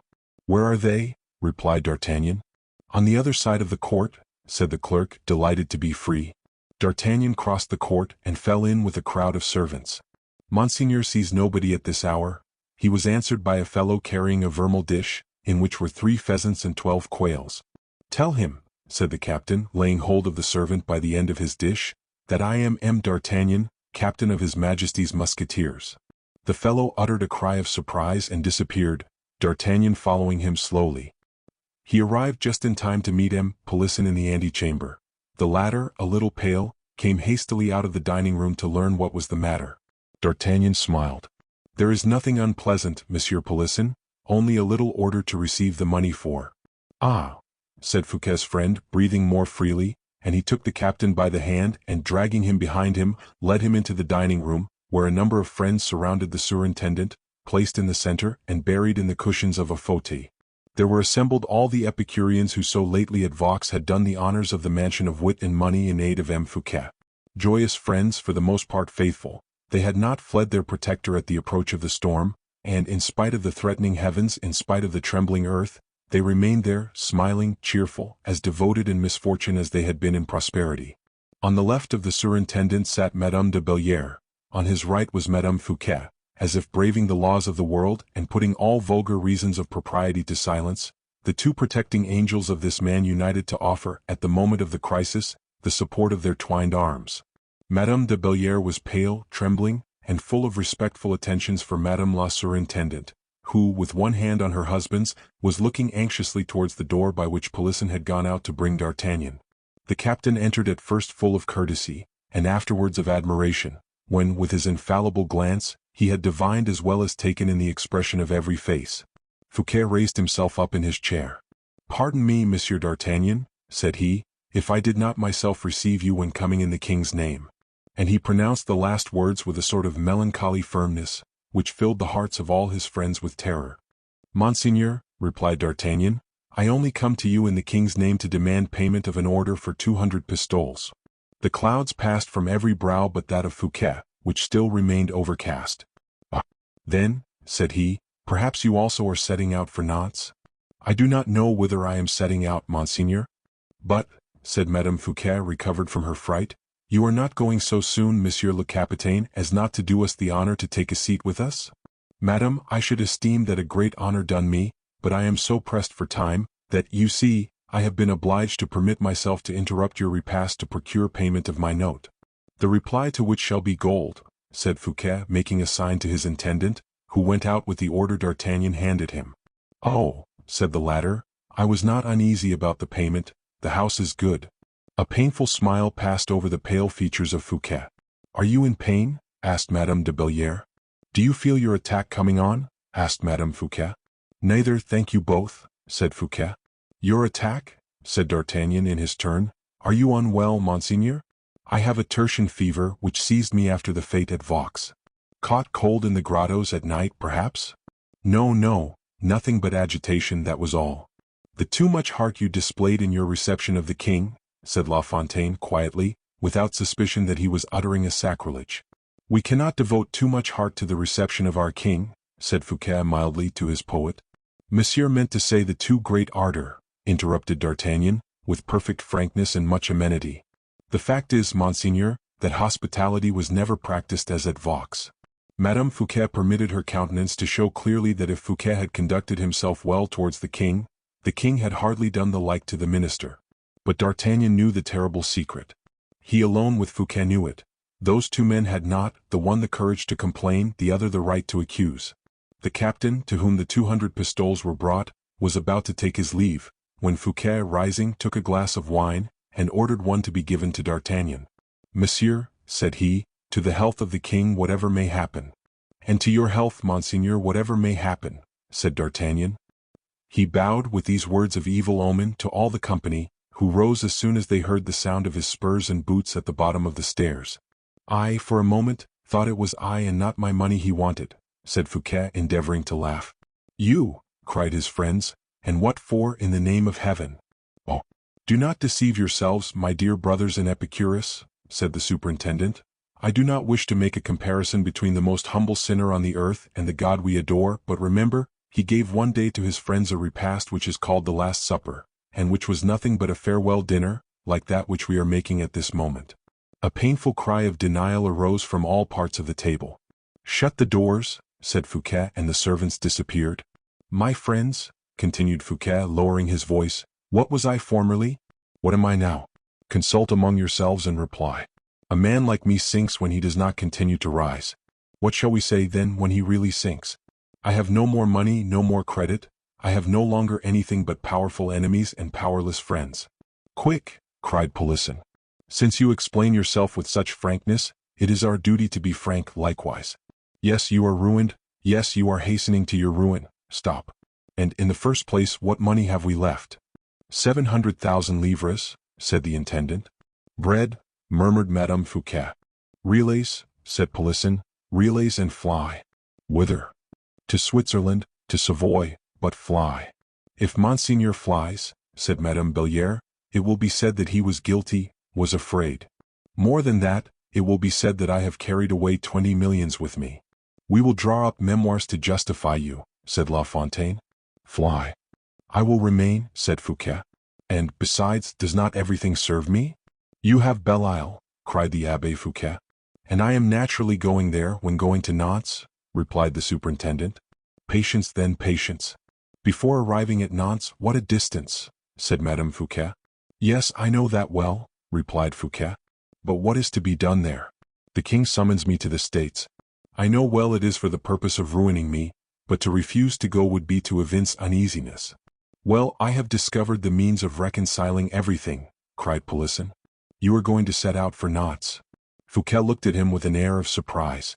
"But with friends? But in your own carriage as far as Orleans, in your own barge as far as Nantes, always ready to defend yourself if you are attacked, to escape if you are threatened. In fact, you will carry your money against all chances, and whilst flying you will only have obeyed the king. Then, reaching the sea when you like, you will embark for Belle-Isle, and from Belle-Isle you will shoot out wherever it may please you, like the eagle that leaps into space when it has been driven from its eyrie." A general assent followed Polisson's words. "Yes, do so," said Madame Fouquet to her husband. "Do so," said Madame de Belliere. "Do it, do it," cried all his friends. "I will do so," replied Fouquet. "This very evening? In an hour?" "Instantly. With 700,000 livres you can lay the foundation of another fortune," said the Abbé Fouquet. "What is there to prevent our arming corsairs at Belle-Isle? And if necessary we will go and discover a new world," added La Fontaine, intoxicated with fresh projects and enthusiasm. A knock at the door interrupted this concert of joy and hope. "A courier from the king," said the master of the ceremonies. A profound silence immediately ensued, as if the message brought by this courier was nothing but a reply to all the projects given birth to a moment before. Everyone waited to see what the master would do. His brow was streaming with perspiration, and he was really suffering from his fever at that instant. He passed into his cabinet to receive the king's message. There prevailed, as we have said, such a silence in the chambers and throughout the attendance, that from the dining room could be heard the voice of Fouquet saying, "That is well, monsieur." This voice was, however, broken by fatigue and trembled with emotion. An instant after, Fouquet called Gourville, who crossed the gallery amidst the universal expectation. At length, he himself reappeared among his guests, but it was no longer the same pale, spiritless countenance they had beheld when he left them. From pale he had become livid, and from spiritless, annihilated. A breathing, living spectre, he advanced with his arms stretched out, his mouth parched, like a shade that comes to salute the friends of former days. On seeing him thus, everyone cried out and everyone rushed towards Fouquet. The latter, looking at Polisson, leaned upon his wife, and pressed the icy hand of the Marquise de Belliere.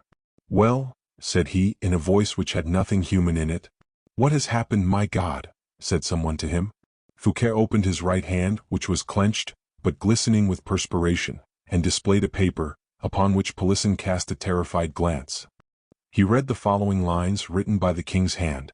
Dear and well-beloved Monsieur Fouquet, give us, upon that which you have left of ours, the sum of 700,000 livres, of which we stand in need to prepare for our departure.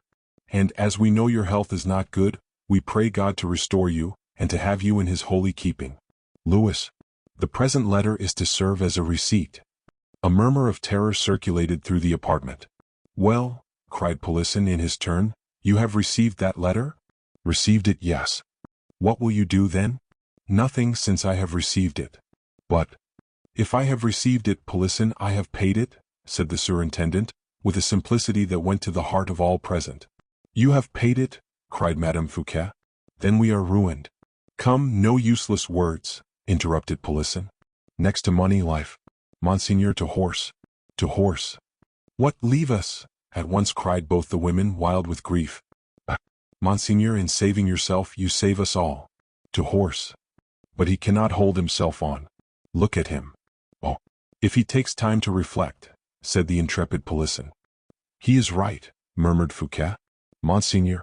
Monseigneur, cried Gourville, rushing up the stairs for steps at once. Monseigneur. Well, what?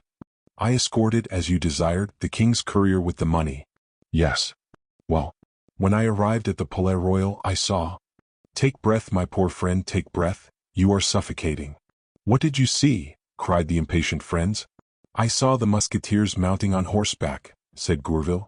There then, cried every voice at once. There then. Is there an instant to be lost?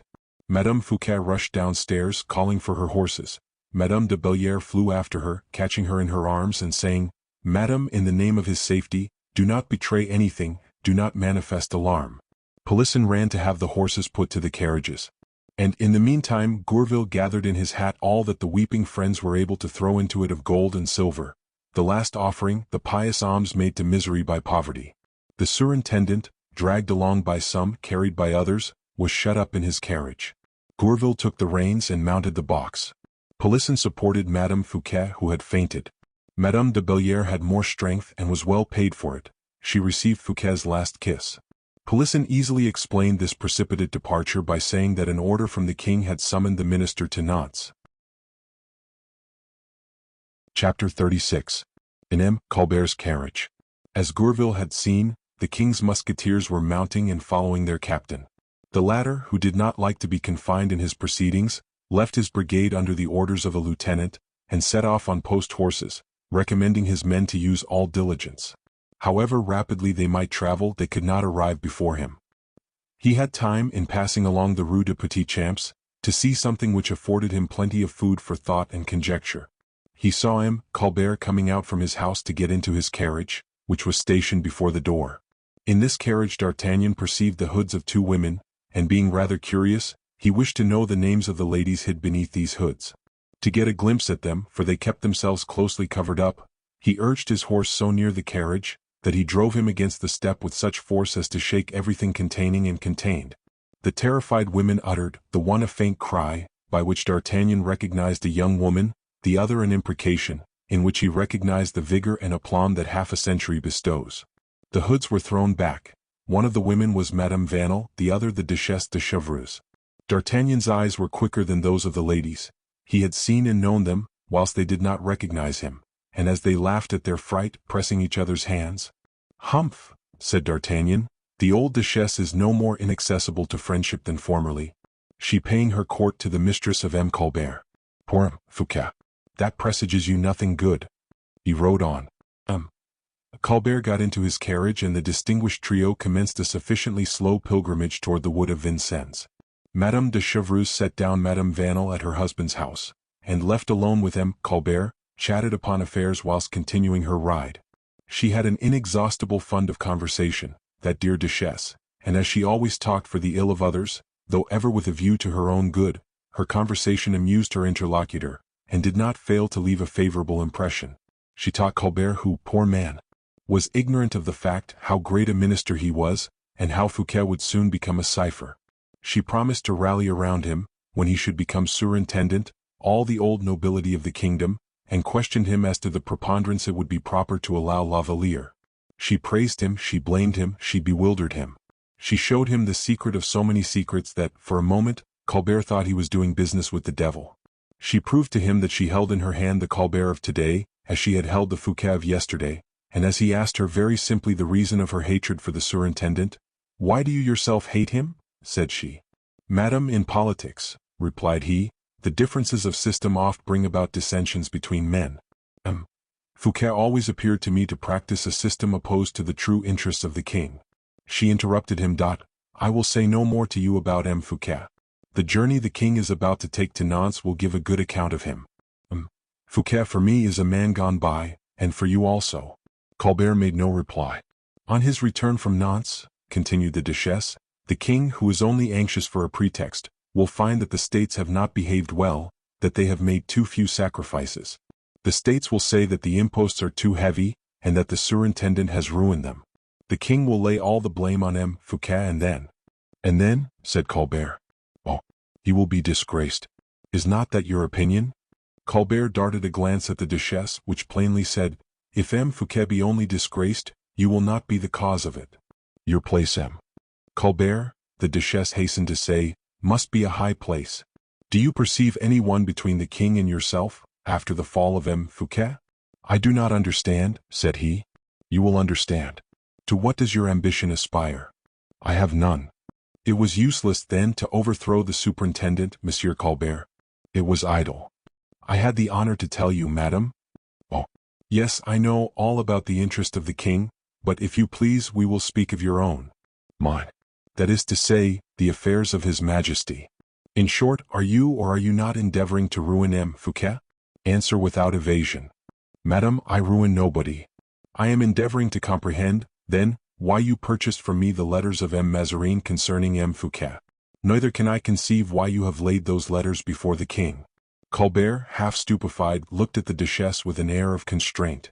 "Madame," said he, "I can less easily conceive how you, who received the money, can reproach me on that head." "That is," said the old Duchesse, "because we must will that which we wish for, unless we are not able to obtain what we wish." "Will?" said Colbert, quite confounded by such coarse logic. "You are not able, Hein? Speak." "I am not able, I allow, to destroy certain influences near the king." "That fight in favor of M. Fouquet? What are they?" "Stop, let me help you." "Do, madame." "Lavalier?" "Oh, very little influence, no knowledge of business and small means. M. Fouquet has paid his court to her. To defend him would be to accuse herself, would it not?" "I think it would." "There is still another influence, what do you say to that?" "Is it considerable?" "The Queen Mother, perhaps?" "Her Majesty, the Queen Mother, has a weakness for M. Fouquet very prejudicial to her son." "Never believe that," said the old Duchesse, smiling. "Oh," said Colbert with incredulity, "I have often experienced it." "Formerly?" "Very recently, madame, at Vaux. It was she who prevented the king from having M. Fouquet arrested. People do not forever entertain the same opinions, my dear monsieur. That which the queen may have wished recently, she would not wish perhaps today." "And why not?" said Colbert, astonished. "Oh, the reason is of very little consequence." "On the contrary, I think it is of great consequence, for if I were certain of not displeasing Her Majesty, the Queen Mother, my scruples would be all removed." "Well, have you never heard talk of a certain secret?" "A secret? Call it what you like."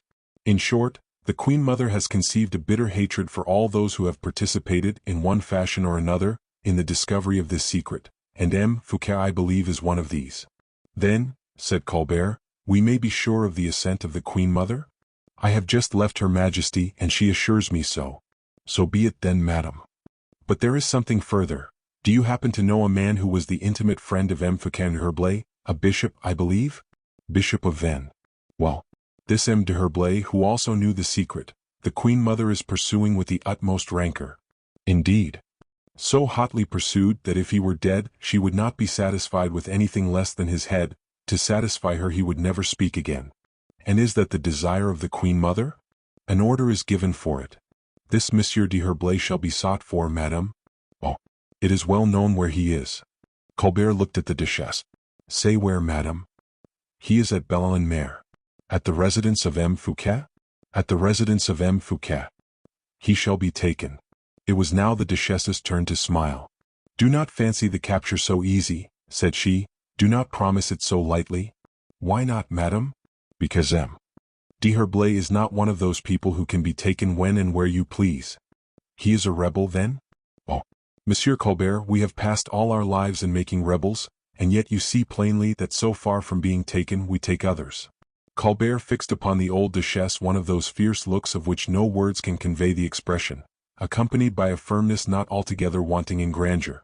The times are gone, said he, in which subjects gain duchies by making war against the King of France. If M.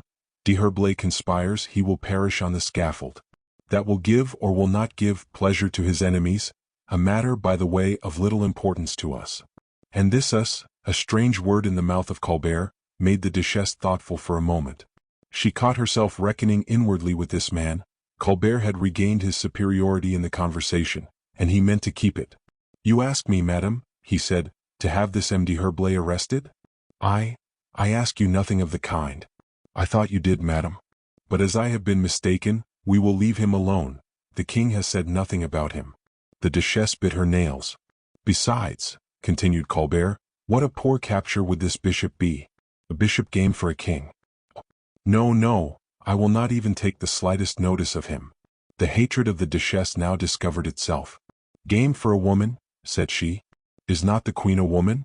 If she wishes M. D'Herblay arrested, she has her reasons. Besides, is not M. D'Herblay the friend of him who is doomed to fall? Oh, never mind that, said Colbert. This man shall be spared if he is not the enemy of the king. Is that displeasing to you? I say nothing. Yes, you wish to see him in prison, in the Bastille for instance. I believe a secret better concealed behind the walls of the Bastille than behind those of Belle-Isle. I will speak to the king about it. He will clear up the point. And whilst waiting for that enlightenment, Monsieur l'Évêque de Vannes will have escaped. I would do so. Escaped. And whither should he escape? Europe is ours in will if not in fact. He will always find an asylum, monsieur. It is evident you know nothing of the man you have to do with.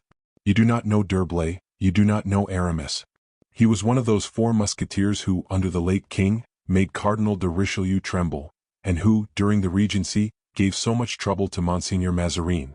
But, madam, what can he do unless he has a kingdom to back him? He has one, monsieur. A kingdom he. What, Monsieur D'Herblay? I repeat to you, monsieur, that if he wants a kingdom, he either has it or will have it. Well, as you are so earnest that this rebel should not escape, madam, I promise you he shall not escape. Belle-Isle is fortified, M. Colbert, and fortified by him. If Belle-Isle were also defended by him, Belle-Isle is not impregnable. And if Monsieur l'Évêque de Vannes is shut up in well, madam, the place shall be besieged and he will be taken. You may be very certain, monsieur, that the zeal you display in the interest of the Queen Mother will please Her Majesty mightily, and you will be magnificently rewarded. But what shall I tell her of your projects respecting this man? That when once taken, he shall be shut up in a fortress from which her secret shall never escape. Very well, Monsieur Colbert, and we may say that, dating from this instant, we have formed a solid alliance, that is, you and that I am absolutely at your service. It is I, madam, who place myself at yours. This Chevalier D'Herblay is a kind of Spanish spy, is he not? Much more. A secret ambassador? Higher still. Stop, King Philip III. Of Spain is a bigot. He is, perhaps, the confessor of Philip III. You must go higher even than that. Mordieu, cried Colbert, who forgot himself so far as to swear in the presence of this great lady, of this old friend of the Queen Mother. He must then be the general of the Jesuits. I believe you have guessed it at last, replied the Duchesse. Ah, then, madam, this man will ruin us all if we do not ruin him, and we must make haste too. Such was my opinion, monsieur, but I did not dare to give it you. And it was lucky for us he has attacked the throne and not us. But mark this well, M. Colbert. M. D'Herblay is never discouraged. If he has missed one blow, he will be sure to make another. He will begin again. If he has allowed an opportunity to escape of making a king for himself, sooner or later, he will make another, of whom, to a certainty, you will not be prime minister. Colbert knitted his brow with a menacing expression. I feel assured that a prison will settle this affair for you, madam, in a manner satisfactory for both. The Duchesse smiled again. Oh, if you knew, said she, how many times Aramis has got out of prison. Oh, replied Colbert, we will take care that he shall not get out this time. But you were not attending to what I said to you just now. Do you remember that Aramis was one of the 4 invincibles whom Richelieu so dreaded? And at that period the 4 musketeers were not in possession of that which they have now, money and experience. Colbert bit his lips.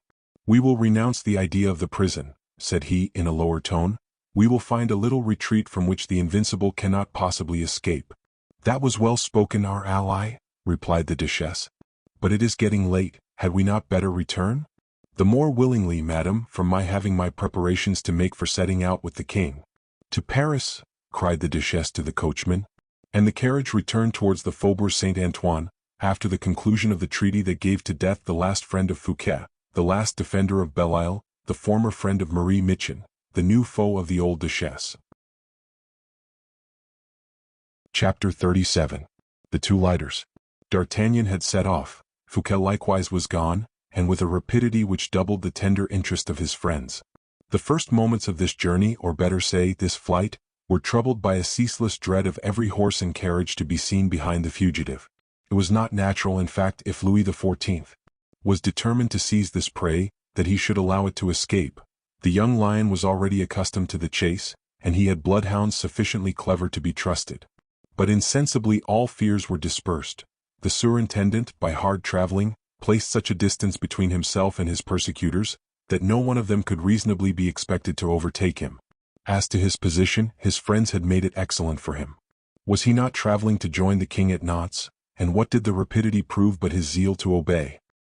He arrived, fatigued but reassured, at Orleans, where he found, thanks to the care of a courier who had preceded him, a handsome lighter of 8 oars.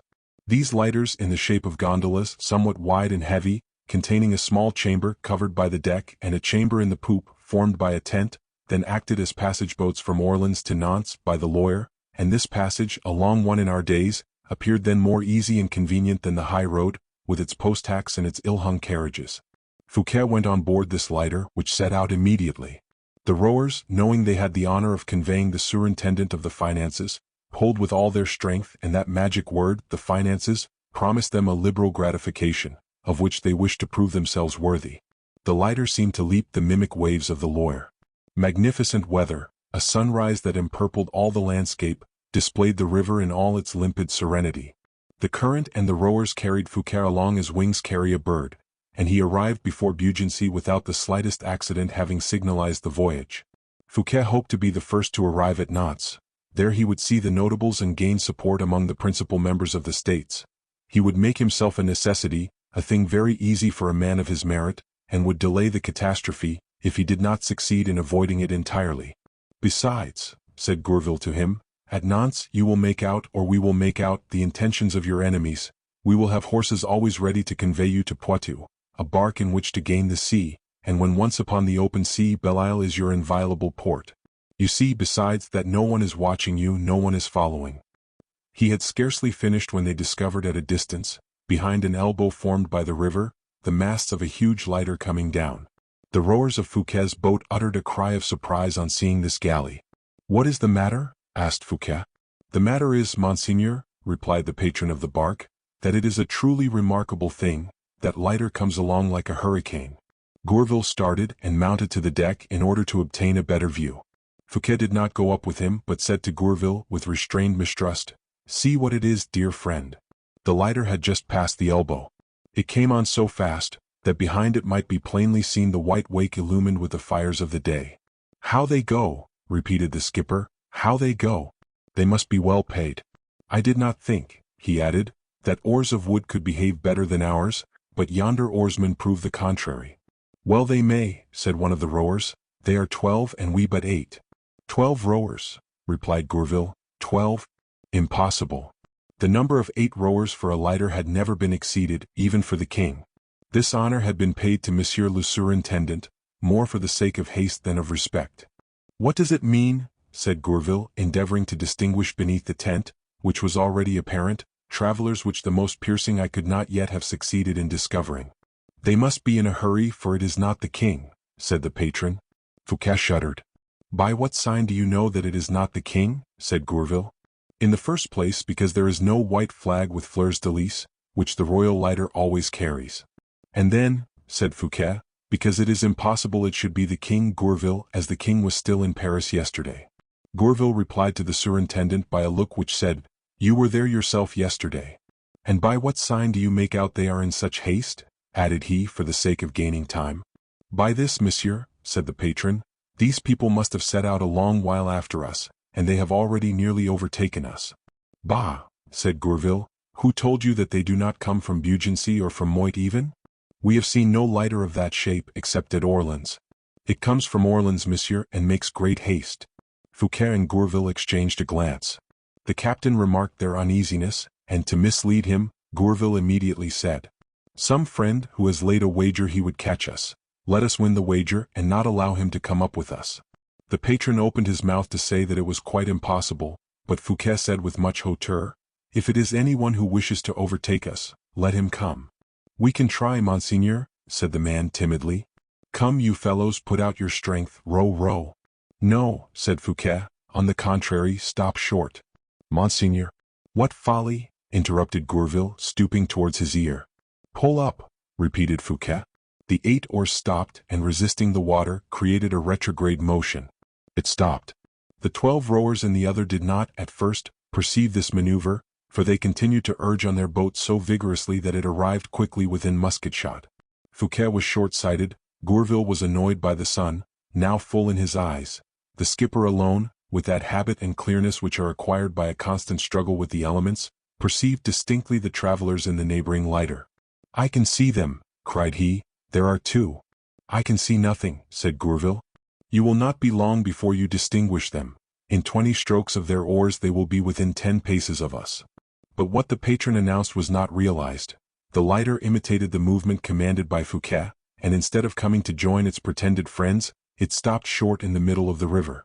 "I cannot comprehend this," said the captain. "Nor I," cried Gourville.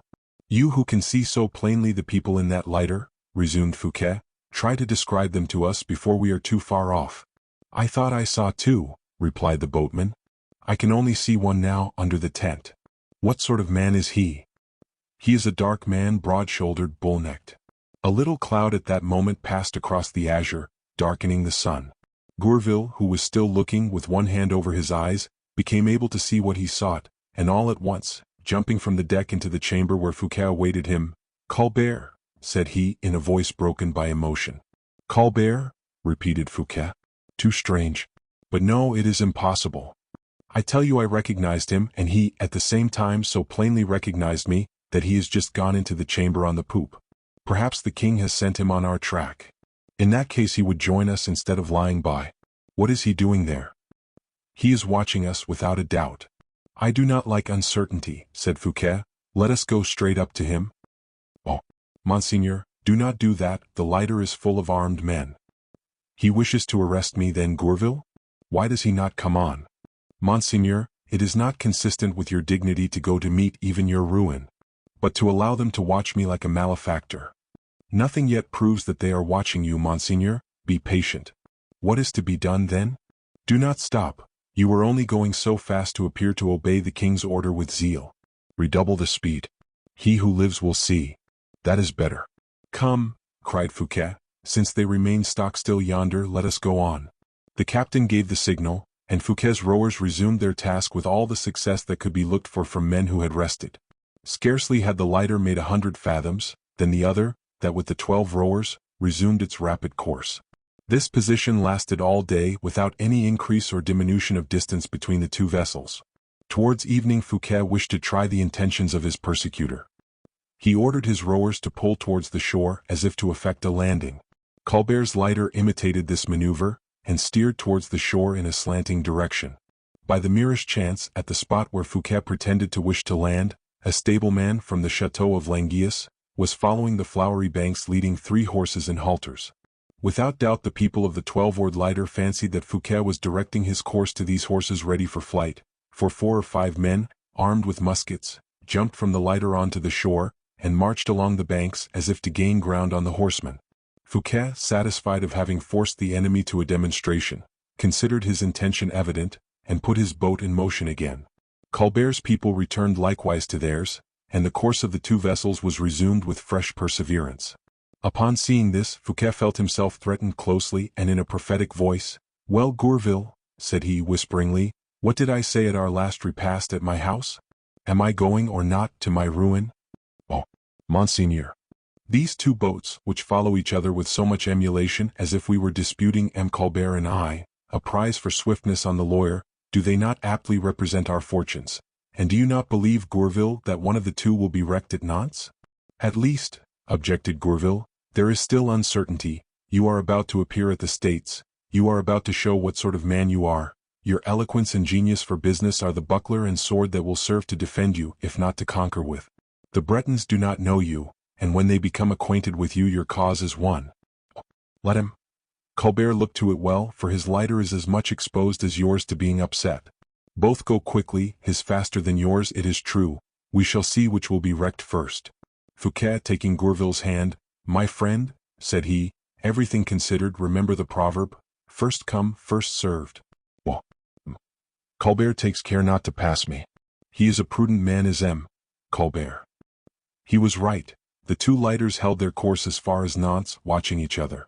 When the surintendant landed, Gourville hoped he should be able to seek refuge at once, and have the relays prepared.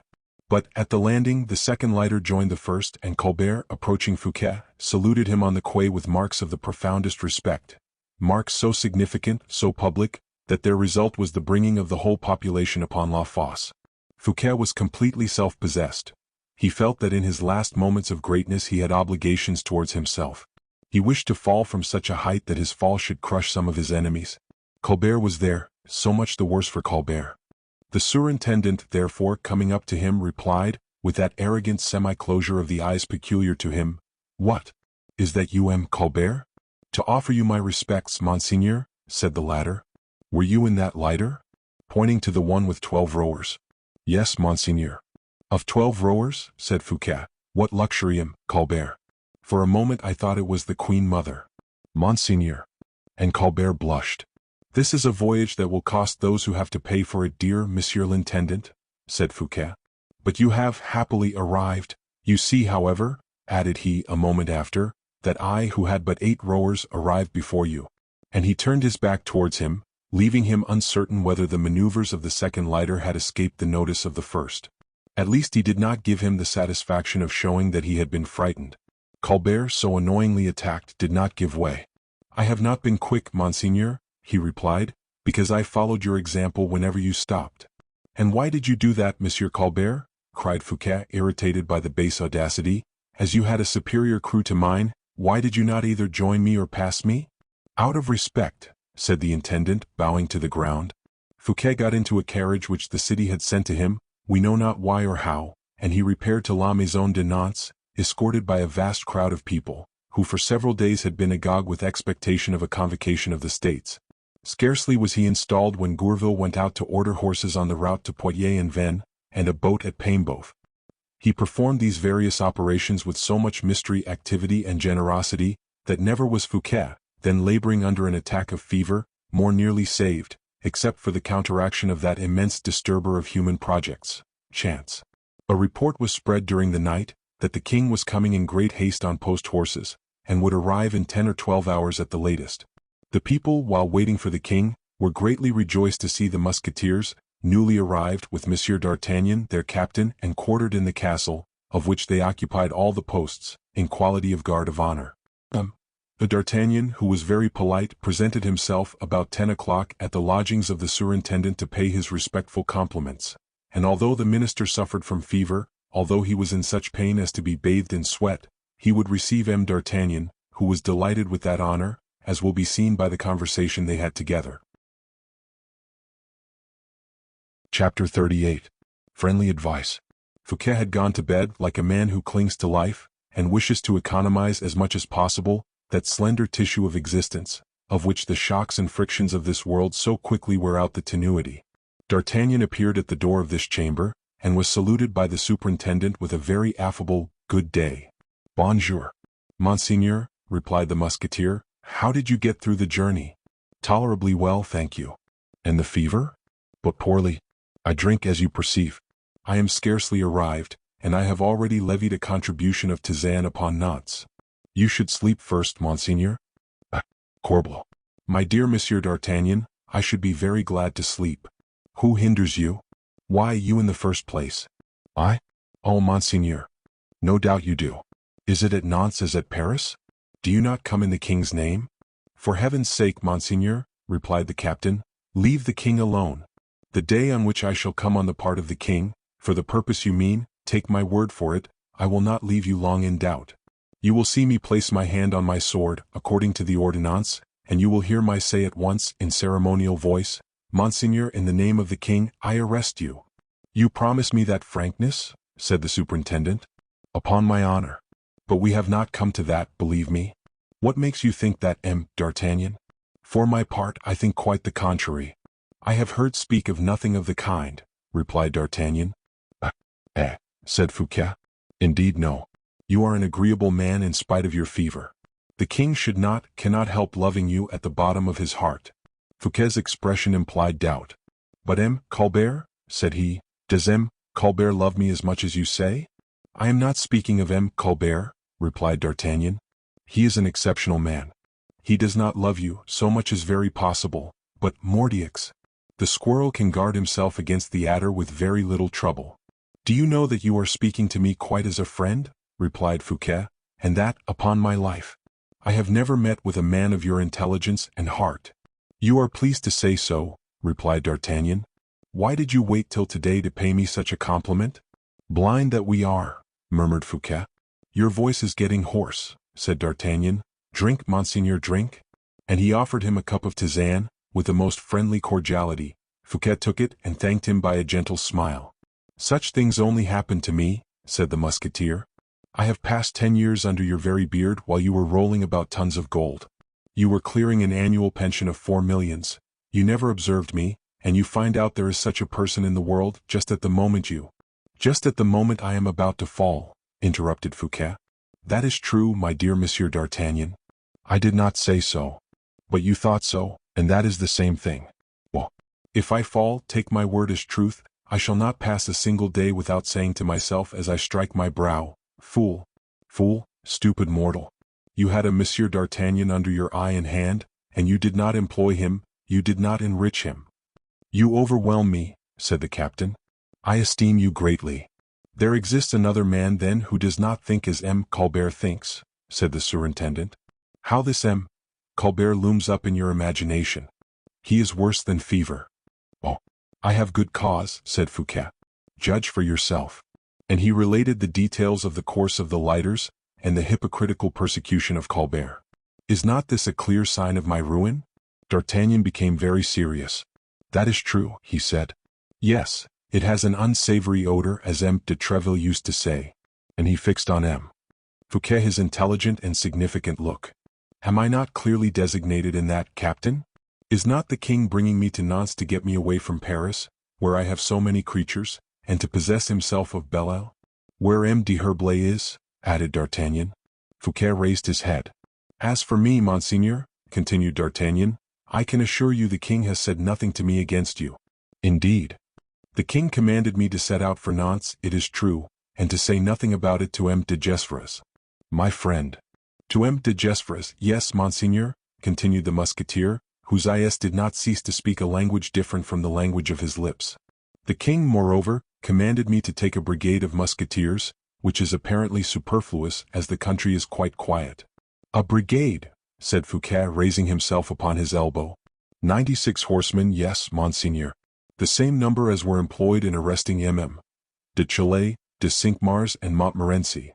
Fouquet pricked up his ears at these words, pronounced without apparent value. And what else? Said he.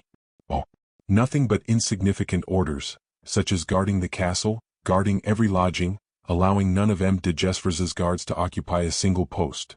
And as to myself, cried Fouquet, what orders had you? As to you, monseigneur, not the smallest word. Monsieur d'Artagnan, my safety, my honor, perhaps my life are at stake. You would not deceive me? I. To what end? Are you threatened? Only there really is an order with respect to carriages and boats. An order? Yes, but it cannot concern you, a simple measure of police. What is it, captain? What is it? To forbid all horses or boats to leave Nantes without a pass signed by the king. Great God! But... D'Artagnan began to laugh. All that is not to be put into execution before the arrival of the king at Nantes. So that you see plainly, Monseigneur, the order in no wise concerns you."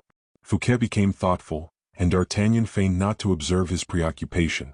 "It is evident, by my thus confiding to you the orders which have been given to me, that I am friendly towards you, and that I am trying to prove to you that none of them are directed against you." Without doubt, said Fouquet, still absent. "Let us recapitulate," said the captain, his glance beaming with earnestness. "A special guard about the castle in which your lodging is to be, is it not? Do you know the castle?" "Ah, Monseigneur, a regular prison.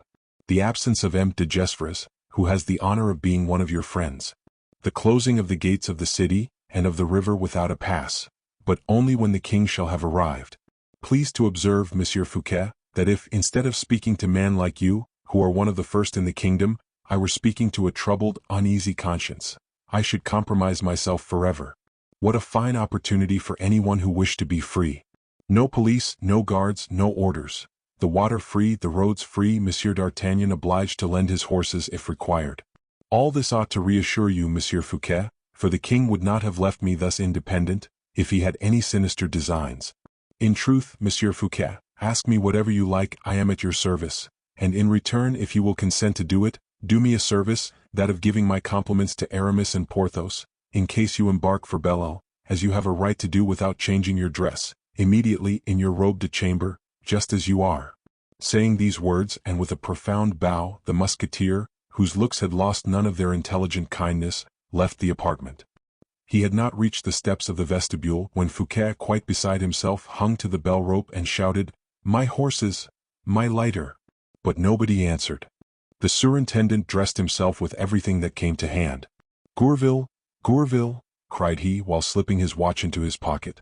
And the bell sounded again, whilst Fouquet repeated, "Gourville, Gourville." Gourville at length appeared, breathless and pale. "Let us be gone.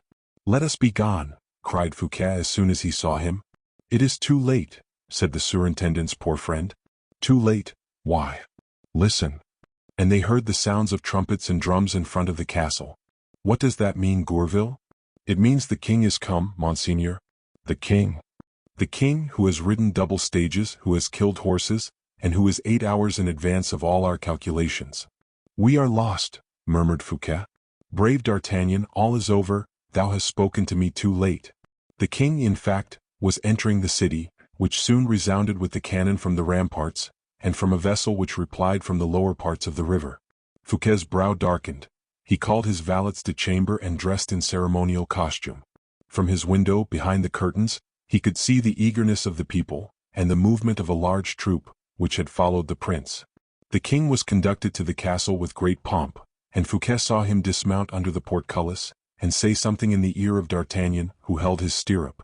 D'Artagnan, when the king had passed under the arch, directed his steps towards the house Fouquet was in, but so slowly and stopping so frequently to speak to his musketeers, drawn up like a hedge, that it might be said he was counting the seconds or the steps before accomplishing his object. Fouquet opened the window to speak to him in the court. "Ah," cried D'Artagnan on perceiving him, "are you still there, Monseigneur?" And that word still completed the proof to Fouquet of how much information and how many useful counsels were contained in the first visit the Musketeer had paid him. The surintendant sighed deeply. "Good heavens! Yes, monsieur," replied he. "The arrival of the king has interrupted me in the projects I had formed." "Oh, then you know that the king has arrived?" "Yes, monsieur, I have seen him, and this time you come from him." "To inquire after you, Monseigneur, and if your health is not too bad, to beg you to have the kindness to repair to the castle." "Directly, Monsieur D'Artagnan, directly." "Ah, Mordioux," said the captain, "now the king is come, there is no more walking for anybody, no more free will, the password governs all now, you as much as me as much as you." Fouquet heaved a last sigh, climbed with difficulty into his carriage, so great was his weakness, and went to the castle, escorted by D'Artagnan, whose politeness was not less terrifying this time than it had just before been consoling and cheerful. Chapter 39. How the King Louis XIV played his little part. As Fouquet was alighting from his carriage, to enter the castle of Nantes, a man of mean appearance went up to him with marks of the greatest respect, and gave him a letter. D'Artagnan endeavored to prevent this man from speaking to Fouquet, and pushed him away, but the message had been given to the surintendant. Fouquet opened the letter and read it, and instantly a vague terror, which D'Artagnan did not fail to penetrate, was painted on the countenance of the first minister. Fouquet put the paper into the portfolio which he had under his arm, and passed on towards the king's apartments. D'Artagnan, through the small windows made at every landing of the dungeon stairs, saw, as he went up behind Fouquet, the man who had delivered the note, looking round him on the place and making signs to several persons, who disappeared in the adjacent streets, after having themselves repeated the signals. Fouquet was made to wait for a moment on the terrace of which we have spoken, a terrace which abutted on the little corridor, at the end of which the cabinet of the king was located. Here D'Artagnan passed on before the surintendant, whom till that time he had respectfully accompanied, and entered the royal cabinet. "Well?" asked Louis XIV, who, on perceiving him, threw on to the table covered with papers a large green cloth. "The order is executed, sire." "And Fouquet?" "Monsieur le surintendant follows me," said D'Artagnan. "In 10 minutes let him be introduced," said the king, dismissing D'Artagnan again with a gesture. The latter retired, but had scarcely reached the corridor at the extremity of which Fouquet was waiting for him, when he was recalled by the king's bell. "Did he not appear astonished?" asked the king. "Who, sire?"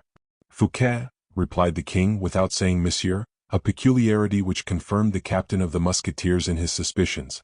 "No, sire," replied he. "That's well." And a second time Louis dismissed D'Artagnan.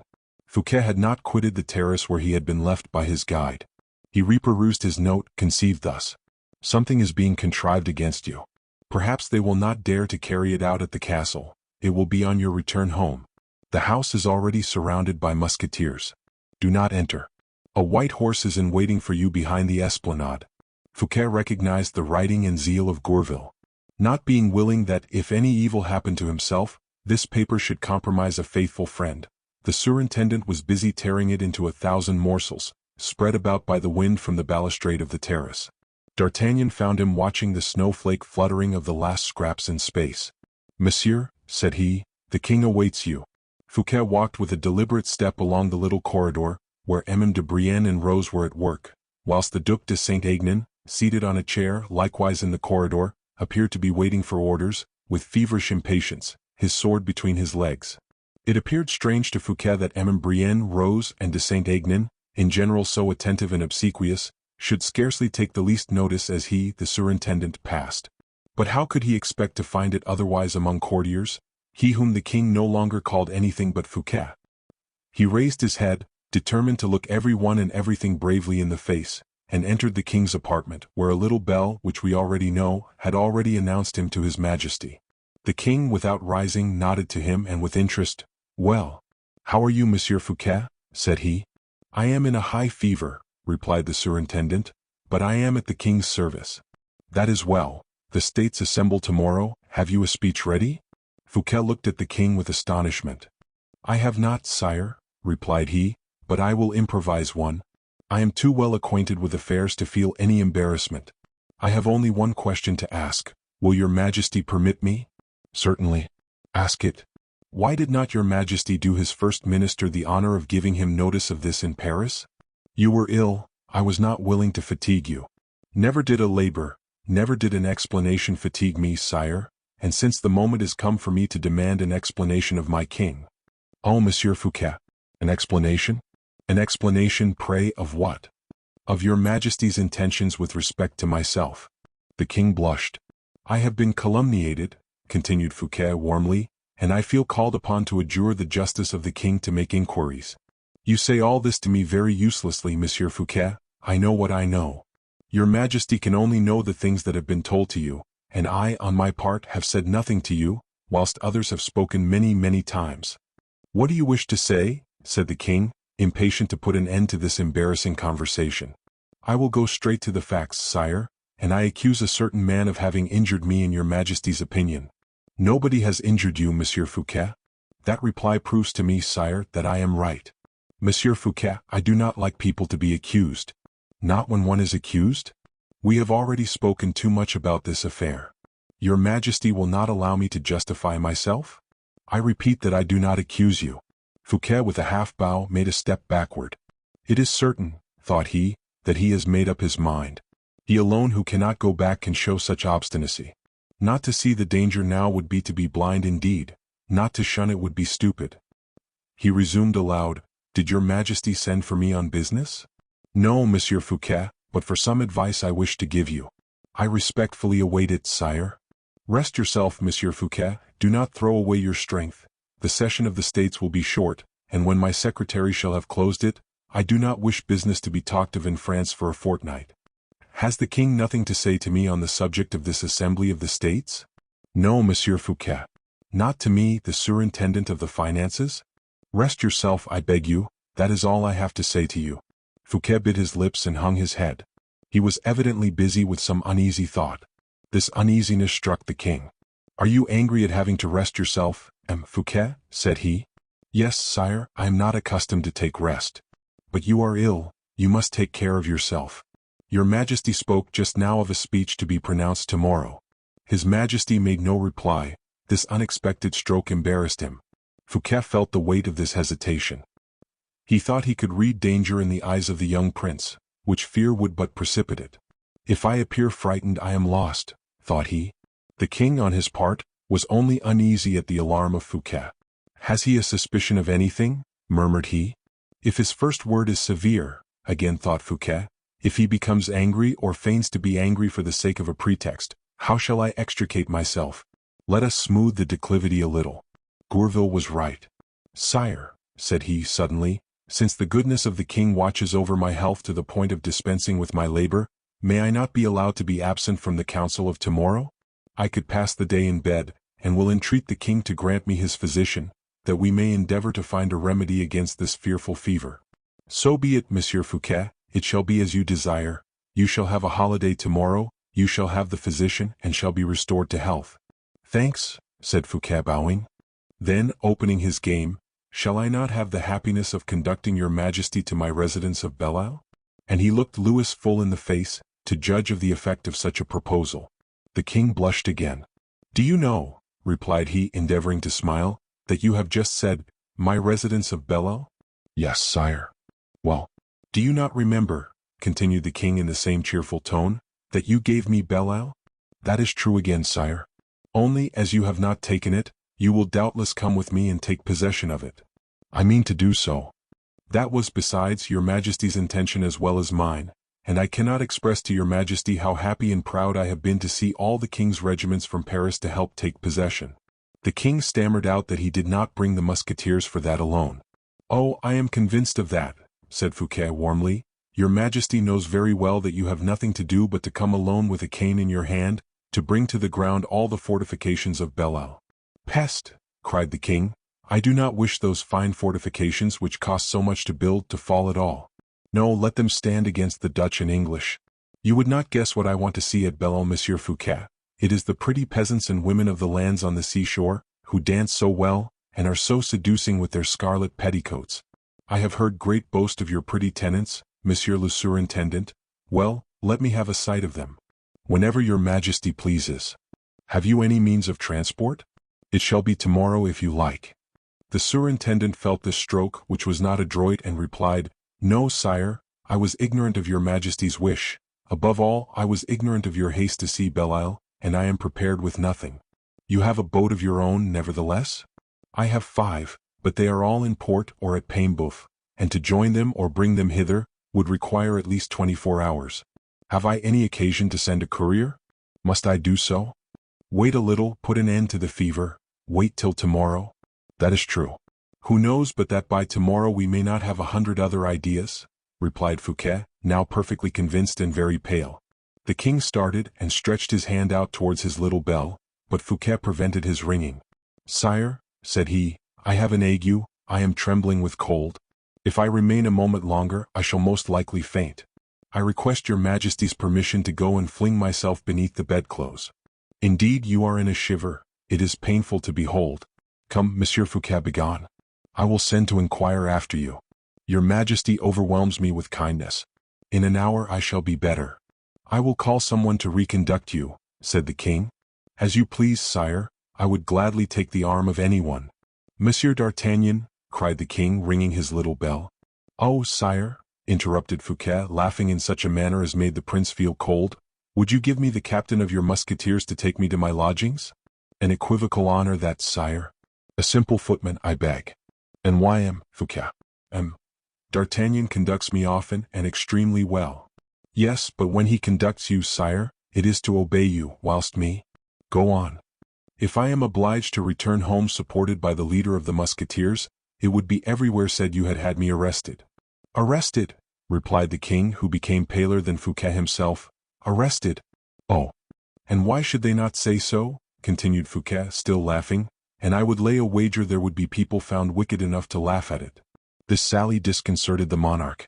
Fouquet was skillful enough, or fortunate enough, to make Louis XIV recoil before the appearance of the deed he meditated. D'Artagnan, when he appeared, received an order to desire a musketeer to accompany the surintendant. Quite unnecessary, said the latter, sword for sword, I prefer Gourville, who is waiting for me below. But that will not prevent me enjoying the society of D'Artagnan. I am glad he will see Belle, he is so good a judge of fortifications. D'Artagnan bowed, without at all comprehending what was going on. Fouquet bowed again and left the apartment, affecting all the slowness of a man who walks with difficulty. When once out of the castle, I am saved, said he. Oh, yes, disloyal king, you shall see Belle, but it shall be when I am no longer there. He disappeared, leaving D'Artagnan with the king. Captain, said the king, you will follow M. Fouquet at the distance of 100 paces. Yes, sire. He is going to his lodgings again. You will go with him. Yes, sire. You will arrest him in my name and will shut him up in a carriage. In a carriage? Well, sire. In such a fashion that he may not, on the road, either converse with anyone or throw notes to people he may meet. That will be rather difficult, sire. Not at all. Pardon me, sire, I cannot stifle M. Fouquet, and if he asks for liberty to breathe, I cannot prevent him by closing both the windows and the blinds. He will throw out at the doors all the cries and notes possible. The case is provided for, Monsieur D'Artagnan. A carriage with a trellis will obviate both the difficulties you point out. A carriage with an iron trellis, cried D'Artagnan, but a carriage with an iron trellis is not made in half an hour, and your majesty commands me to go immediately to M. Fouquet's lodgings. The carriage in question is already made. Ah, that is quite a different thing, said the captain. If the carriage is ready-made, very well, then, we have only to set it in motion. It is ready, and the horses harnessed. Ah, and the coachman with the outriders is waiting in the lower court of the castle. D'Artagnan bowed. There only remains for me to ask your majesty whither I shall conduct M. Fouquet. To the castle of Angers at first. Very well, sire. Afterwards we will see. Yes, sire. Monsieur D'Artagnan, one last word. You have remarked that, for making this capture of M. Fouquet, I have not employed my guards, on which account M. de Gesvres will be furious. Your majesty does not employ your guards, said the captain, a little humiliated, because you mistrust M. de Gesvres, that is all. That is to say, monsieur, that I have more confidence in you. I know that very well, sire. And it is of no use to make so much of it. It is only for the sake of arriving at this, monsieur, that if, from this moment, it should happen that by any chance whatever M. Fouquet should escape, such chances have been, monsieur? Oh, very often, sire, but for others, not for me. And why not with you? Because I, sire, have for an instant wished to save M. Fouquet. The king started. Because, continued the captain, I had then a right to do so, having guessed your majesty's plan, without you having spoken to me of it, and that I took an interest in M. Fouquet. Now, was I not at liberty to show my interest in this man? In truth, monsieur, you do not reassure me with regard to your services. If I had saved him then, I should have been perfectly innocent.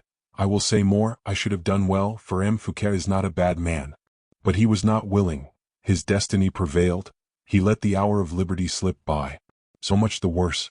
Now I have orders, I will obey those orders, and M. Fouquet you may consider as a man arrested. He is at the castle of Angers, this very M. Fouquet. Oh, you have not got him yet, captain. That concerns me, every one to his trade, sire, only once more reflect. Do you seriously give me orders to arrest M. Fouquet, sire? Yes, 1,000 times yes. In writing, sire, then. Here is the order. D'Artagnan read it, bowed to the king and left the room. From the height of the terrace he perceived Gourville, who went by with a joyous air towards the lodgings of M. Fouquet. Chapter 40, The White Horse and the Black. That is rather surprising, said D'Artagnan, Gourville running about the streets so gaily, when he is almost certain that M. Fouquet is in danger. when it is almost equally certain that it was Gourville who warned M. Fouquet just now by the note which was torn into 1,000 pieces upon the terrace, and given to the winds by Monsieur le Surintendant. Gourville is rubbing his hands, that is because he has done something clever. Whence comes M. Gourville?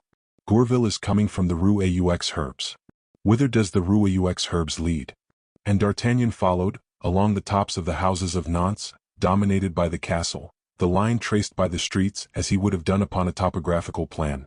Only instead of the dead, flat paper, the living chart rose in relief with the cries, the movements and the shadows of men and things. Beyond the enclosure of the city, the great verdant plain stretched out, bordering the Loire, and appeared to run towards the pink horizon, which was cut by the azure of the waters and the dark green of the marshes. Immediately outside the gates of Nantes 2 white roads were seen diverging like separate fingers of a gigantic hand. D'Artagnan, who had taken in all the panorama at a glance by crossing the terrace, was led by the line of the Rue aux Herbes to the mouth of one of those roads which took its rise under the gates of Nantes. One step more and he was about to descend the stairs, take his trellised carriage, and go towards the lodgings of M. Fouquet. But chance decreed, at the moment of plunging into the staircase, that he was attracted by a moving point then gaining ground upon that road. "What is that?" said the Musketeer to himself. "A horse galloping, a runaway horse no doubt. What a rate he is going at." The moving point became detached from the road and entered into the fields. "A white horse," continued the captain, who had just observed the color thrown luminously against the dark ground, "and he is mounted. It must be some boy whose horse is thirsty and has run away with him." These reflections, rapid as lightning, simultaneous with visual perception, D'Artagnan had already forgotten when he descended the first steps of the staircase. Some morsels of paper were spread over the stairs, and shone out white against the dirty stones. "Eh," said the captain to himself, "here are some of the fragments of the note torn by M. Fouquet. Poor man. He has given his secret to the wind. The wind will have no more to do with it and brings it back to the king. Decidedly, Fouquet, you play with misfortune. The game is not a fair one, fortune is against you. The star of Louis XIV. obscures yours, the adder is stronger and more cunning than the squirrel." D'Artagnan picked up one of these morsels of paper as he descended. "Gourville's pretty little hand," cried he, whilst examining one of the fragments of the note. "I was not mistaken." And he read the word horse. "Stop," said he, and he examined another, upon which there was not a letter traced. Upon a third he read the word white. "White horse," repeated he like a child that is spelling. "Ah, Mordioux," cried the suspicious spirit, "a white horse." And like that grain of powder which, burning, dilates into 10,000 times its volume, D'Artagnan, enlightened by ideas and suspicions, rapidly reascended the stairs towards the terrace. The white horse was still galloping in the direction of the Loire, at the extremity of which, melting into the vapors of the water, a little sail appeared, wave-balanced like a water butterfly. "Oh," cried the Musketeer, "only a man who wants to fly would go at that pace across ploughed lands. There is but one Fouquet, a financier, to ride thus in open day upon a white horse. There is no one but the Lord of Belle-Isle who would make his escape towards the sea, while there are such thick forests on land, and there is but one D'Artagnan in the world to catch M. Fouquet, who has half an hour's start, and who will have gained his boat within an hour." This being said, the Musketeer gave orders that the carriage with the iron trellis should be taken immediately to a thicket situated just outside the city. He selected his best horse, jumped upon his back, galloped along the Rue aux Herbes, taking, not the road Fouquet had taken, but the bank itself of the Loire, certain that he should gain 10 minutes upon the total distance, and, at the intersection of the two lines, come up with the fugitive, who could have no suspicion of being pursued in that direction.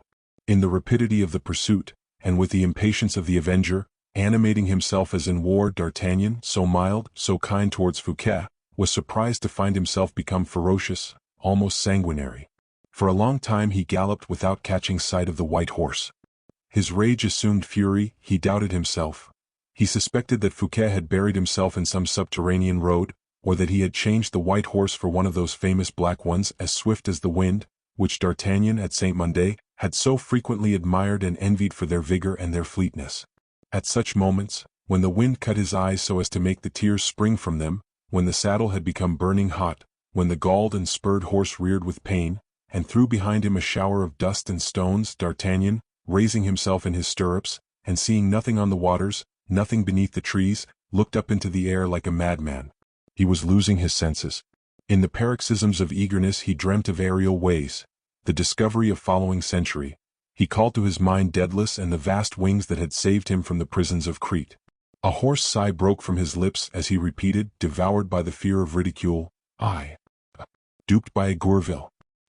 They will say that I am growing old, they will say I have received $1 million to allow Fouquet to escape. And he again dug his spurs into the sides of his horse. He had ridden astonishingly fast. Suddenly, at the extremity of some open pasture ground behind the hedges, he saw a white form which showed itself, disappeared, and at last remained distinctly visible against the rising ground. D'Artagnan's heart leaped with joy. He wiped the streaming sweat from his brow, relaxed the tension of his knees, by which the horse breathed more freely, and gathering up his reins, moderated the speed of the vigorous animal, his active accomplice on this manhunt.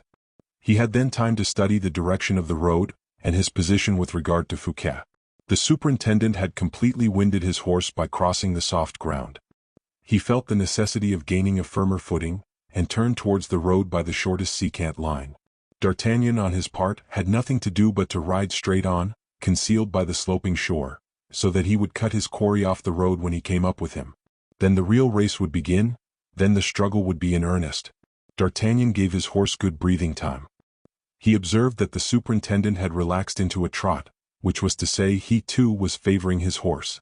But both of them were too much pressed for time to allow them to continue long at that pace. The white horse sprang off like an arrow the moment his feet touched firm ground. D'Artagnan dropped his head, and his black horse broke into a gallop. Both followed the same route. The quadruple echoes of this new racecourse were confounded. Fouquet had not yet perceived D'Artagnan. But on issuing from the slope, a single echo struck the air. It was that of the steps of D'Artagnan's horse, which rolled along like thunder. Fouquet turned round and saw behind him, within 100 paces, his enemy bent over the neck of his horse. There could be no doubt, the shining baldric, the red cassock, it was a musketeer. Fouquet slackened his hand likewise, and the white horse placed 20 feet more between his adversary and himself. Oh, but, thought D'Artagnan, becoming very anxious, that is not a common horse M. Fouquet is upon, let us see.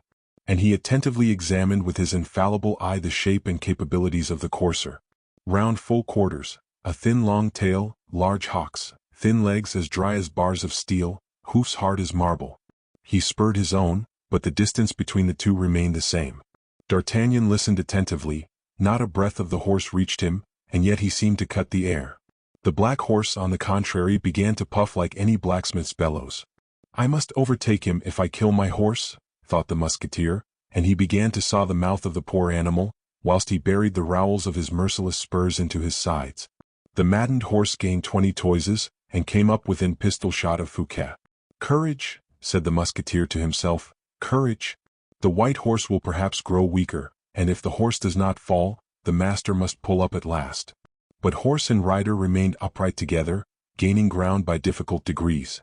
D'Artagnan uttered a wild cry, which made Fouquet turn round, and added speed to the white horse. A famous horse. A mad rider, growled the captain. Hola, Mordix, Monsieur Fouquet, stop. In the king's name. Fouquet made no reply. Do you hear me? Shouted D'Artagnan, whose horse had just stumbled. Pardieu, replied Fouquet laconically, and rode on faster. D'Artagnan was nearly mad. The blood rushed boiling to his temples and his eyes. In the king's name, cried he again, stop, or I will bring you down with a pistol shot. Do, replied Fouquet without relaxing his speed. D'Artagnan seized a pistol and cocked it, hoping that the double click of the spring would stop his enemy. You have pistols likewise, said he, turn and defend yourself. Fouquet did turn round at the noise, and looking D'Artagnan full in the face, opened with his right hand the part of his dress which concealed his body, but he did not even touch his holsters. There were not more than 20 paces between the two. Mordix, said D'Artagnan, I will not assassinate you. If you will not fire upon me, surrender. What is a prison? I would rather die, replied Fouquet. I shall suffer less. D'Artagnan, drunk with despair, hurled his pistol to the ground. I will take you alive, said he, and by a prodigy of skill which this incomparable horseman alone was capable, he threw his horse forward to within 10 paces of the white horse. Already his hand was stretched out to seize his prey. Kill me, cried Fouquet. 'Twould be more humane. No. Alive, alive, murmured the captain. At this moment his horse made a false step for the second time, and Fouquet again took the lead. It was an unheard of spectacle. This race between two horses which now only kept alive by the will of their riders. It might be said that D'Artagnan rode, carrying his horse along between his knees. To the furious gallop had succeeded the fast trot, and that had sunk to what might be scarcely called a trot at all. But the chase appeared equally warm in the too fatigued athleteau. D'Artagnan, quite in despair, seized his second pistol and cocked it. "At your horse." "Not at you," cried he to Fouquet. And he fired. The animal was hit in the quarters. He made a furious bound and plunged forward. At that moment D'Artagnan's horse fell dead. "I am dishonored," thought the Musketeer. "I am a miserable wretch. For pity's sake, Fouquet, throw me one of your pistols that I may blow out my brains." But Fouquet rode away. "For mercy's sake." "For mercy's sake," cried D'Artagnan, "that which you will not do at this moment, I myself will do within an hour, but here upon this road I should die bravely, I should die esteemed, do me that service, Fouquet." Fouquet made no reply but continued to trot on. D'Artagnan began to run after his enemy. Successively he threw away his hat, his coat, which embarrassed him, and then the sheath of his sword, which got between his legs as he was running. The sword in his hand itself became too heavy, and he threw it after the sheath. The white horse began to rattle in its throat. D'Artagnan gained upon him. From a trot the exhausted animal sunk to a staggering walk. The foam from his mouth was mixed with blood. D'Artagnan made a desperate effort, sprang towards Fouquet and seized him by the leg, saying in a broken, breathless voice, "I arrest you in the king's name. Blow my brains out if you like, we have both done our duty."